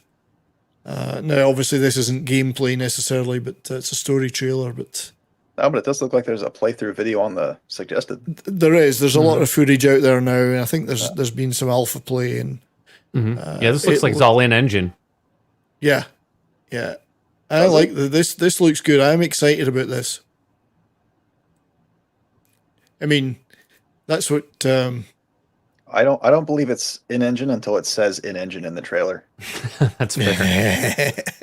Because most of the time they'll put the actual in-game footage. Yeah, they will. They'll put that on the screen. Yeah, I mean, this clearly isn't. However, still got me excited. Oh yeah, no, not this segment. This is all story trailer, yeah. So it's I don't think it's, but the real game footage that does exist looks pretty good too. So that's certainly one game I'm interested in. Another one that would very much be, if you forgive me for indulging me in this, is Crimson Desert. So this looks absolutely brilliant. Against an open world RPG. I have not played. It's Pearl Abyss is the developer, and I believe there was another game before this, which was more of a multiplayer, another Crimson one. I'm not a multiplayer guy, but this is single player. Well, it has a single player campaign, and it looks really good. It looks Viking related. Yeah, and it's got the. Oh, I can't put that in then. You'll see how old I really am. But the gameplay, no doxing birthday. 1903. Date. I'm old enough to have like I'm like one of these 120-year-old voters, you know. But, This has got gameplay trailers, so I'd urge people to go watch it. It looks really, really good. The combat looks fantastic. It's kind of medieval, but there's more to it than that. There are non-medieval elements to it, which look interesting. So that's certainly a game I'm exceptionally looking forward to. Vikings and dragons. Vikings and dragons and machine guns, probably. So and laser pistols. I hope. Right. Wasn't it like half of the games that they showed in that Sony preview a few months ago were like fantasy with guns? Yeah, exactly. So it's hang on, I'm just typing something in the chat. How do you guys? How do you keep up with the chat when you're controlling all this? Oh yeah, no, I get distracted by the chat sometimes. You make other people dance for you. So LDG was. Thanks for coming in, LDG. Oh, hey. Hey, LDG. Hey. He's been lurking.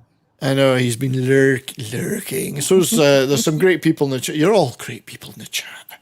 I love it. Thank you everyone for turning up. I mean, it's the best chat. I'm kind of overwhelmed. I can't say they're the best chat on YouTube because that's Wes's line, but no, you definitely have the best chat on YouTube for sure. I look at these amazing folks in there, the best.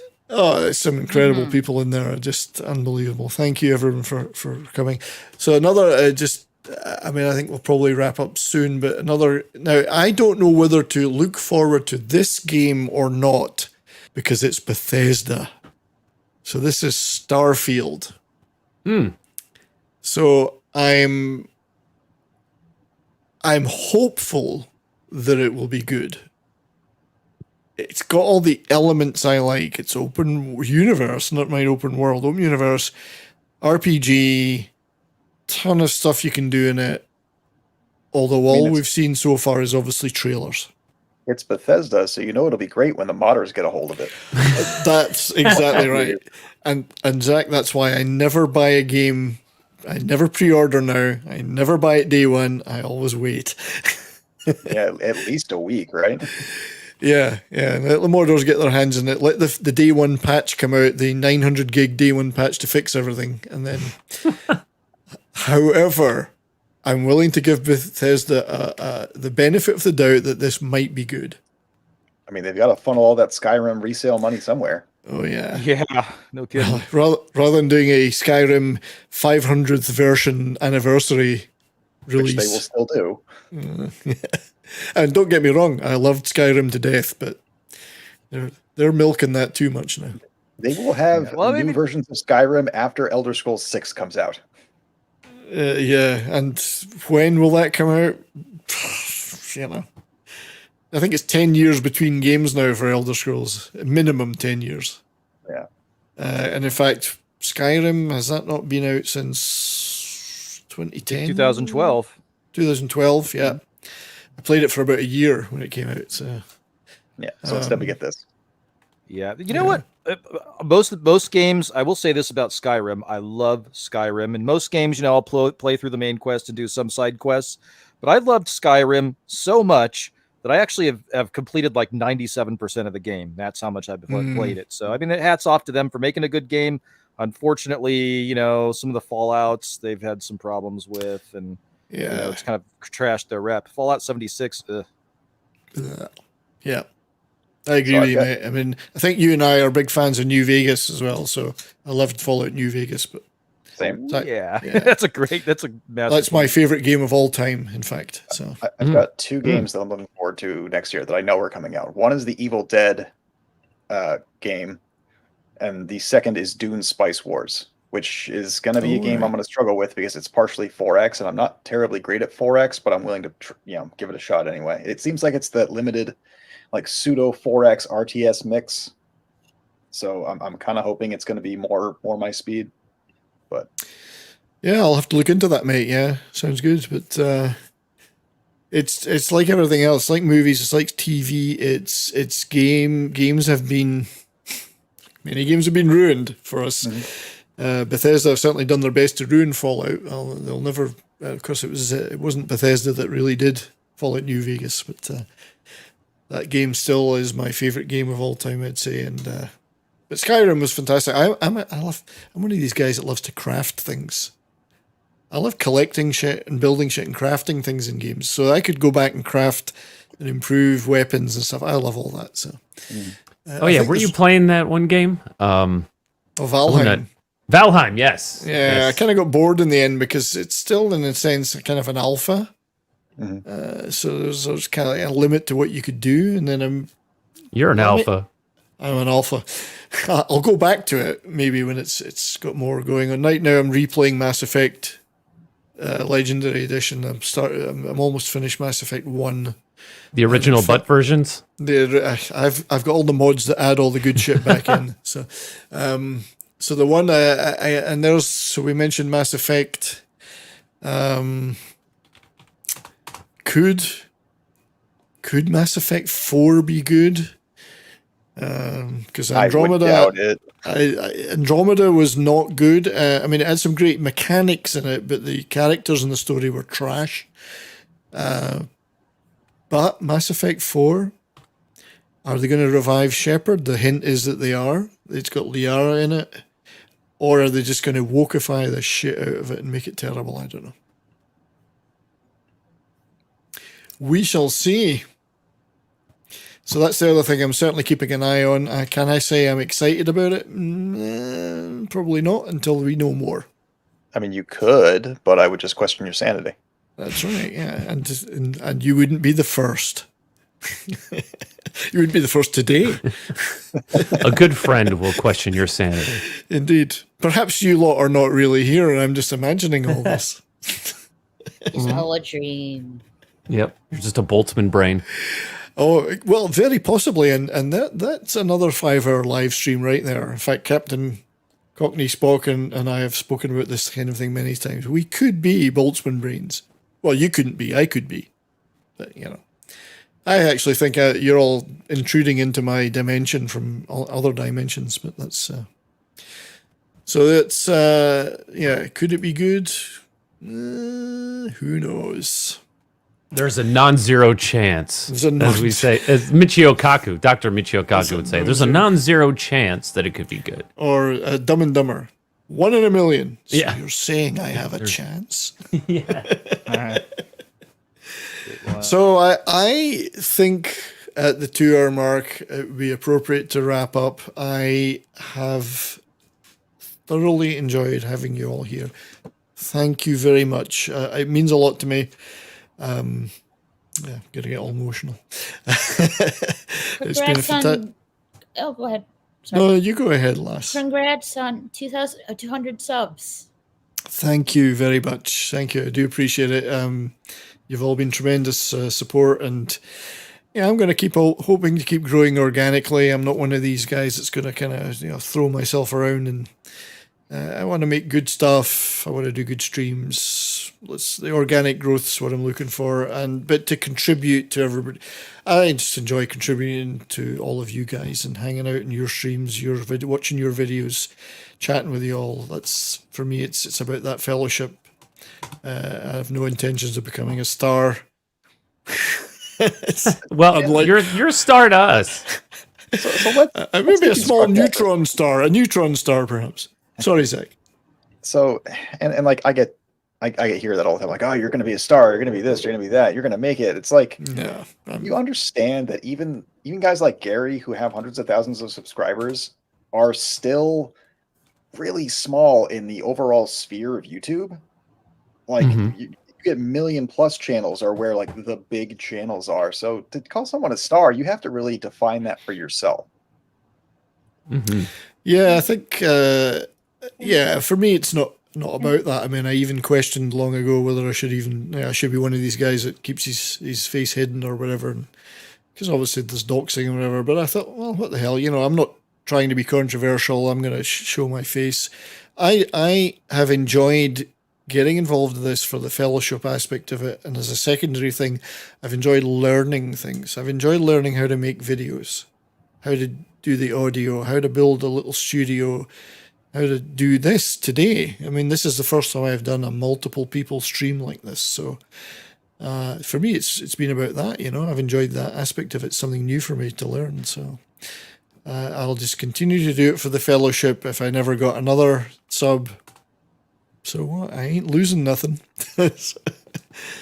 So anyway, yeah, I'd like to give you all a chance to just plug anything that y'all are doing, y'all.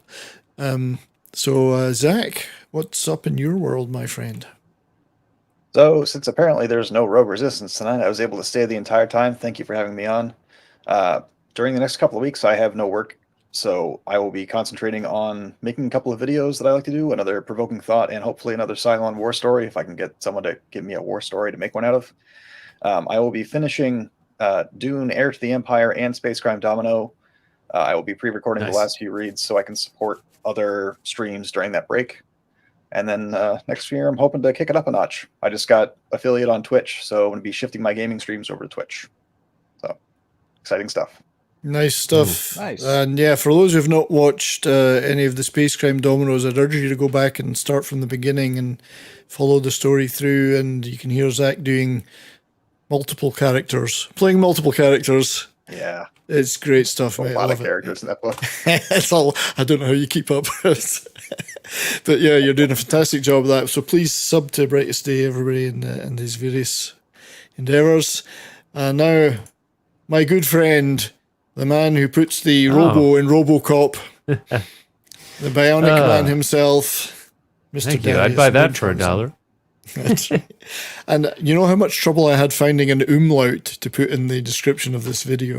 Well, I could show you how to do it on PC or on Android. I have figured it out now, but I couldn't find your font. So anyway, what have you got going on, my friend?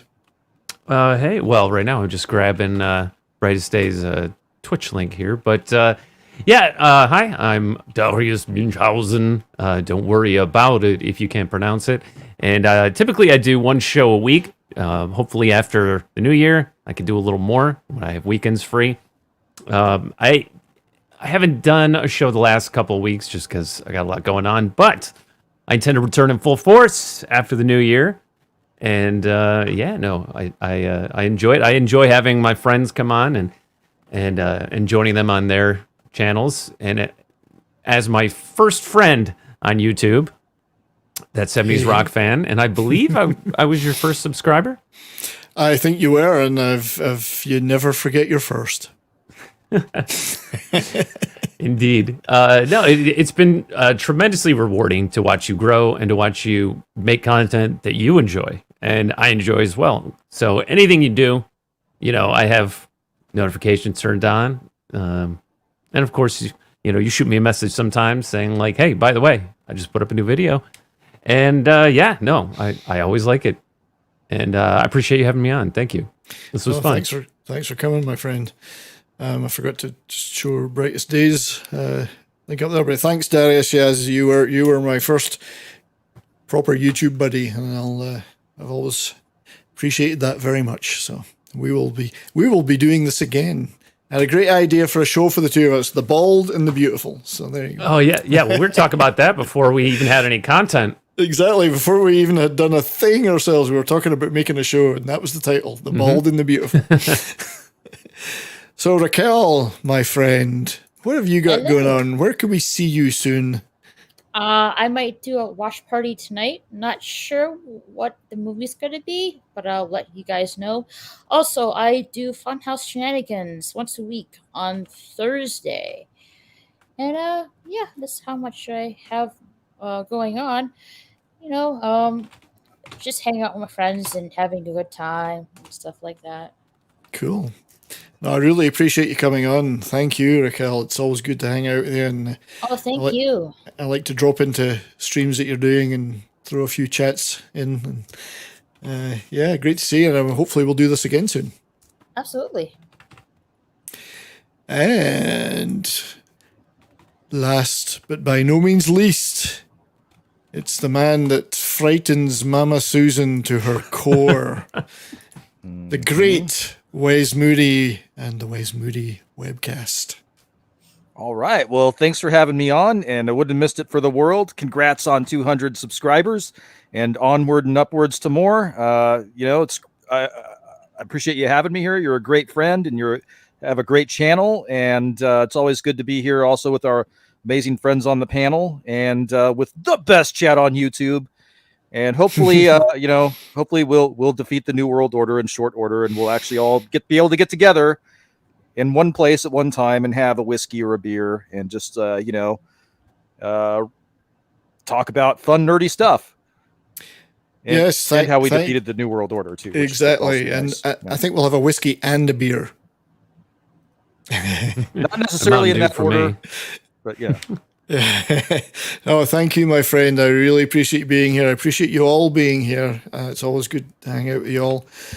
To the chat, there's so many of you, and I would mention names, and I will certainly forget some, I'm sure. But Guyver Mecton, Catman, D.D. Myers, Retro Dicky, my good friend, hail sir. We have the lovely Sherry, who is indeed lovely. And is indeed Sherry. We have New Bomb Turk.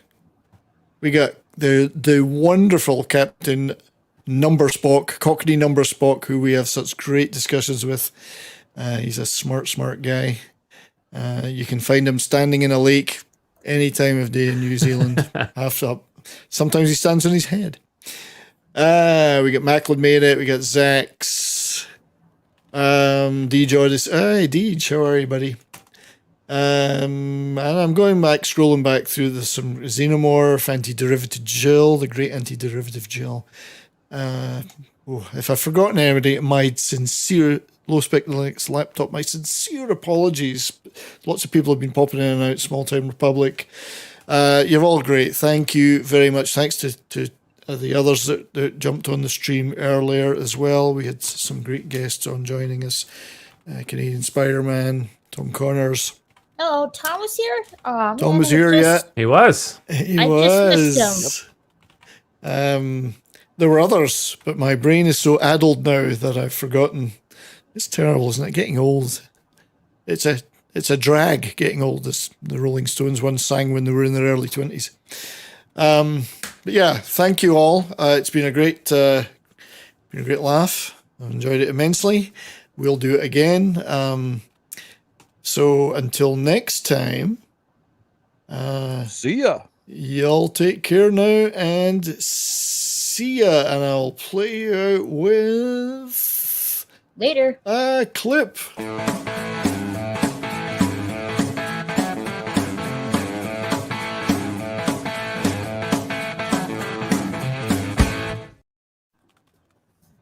And we're still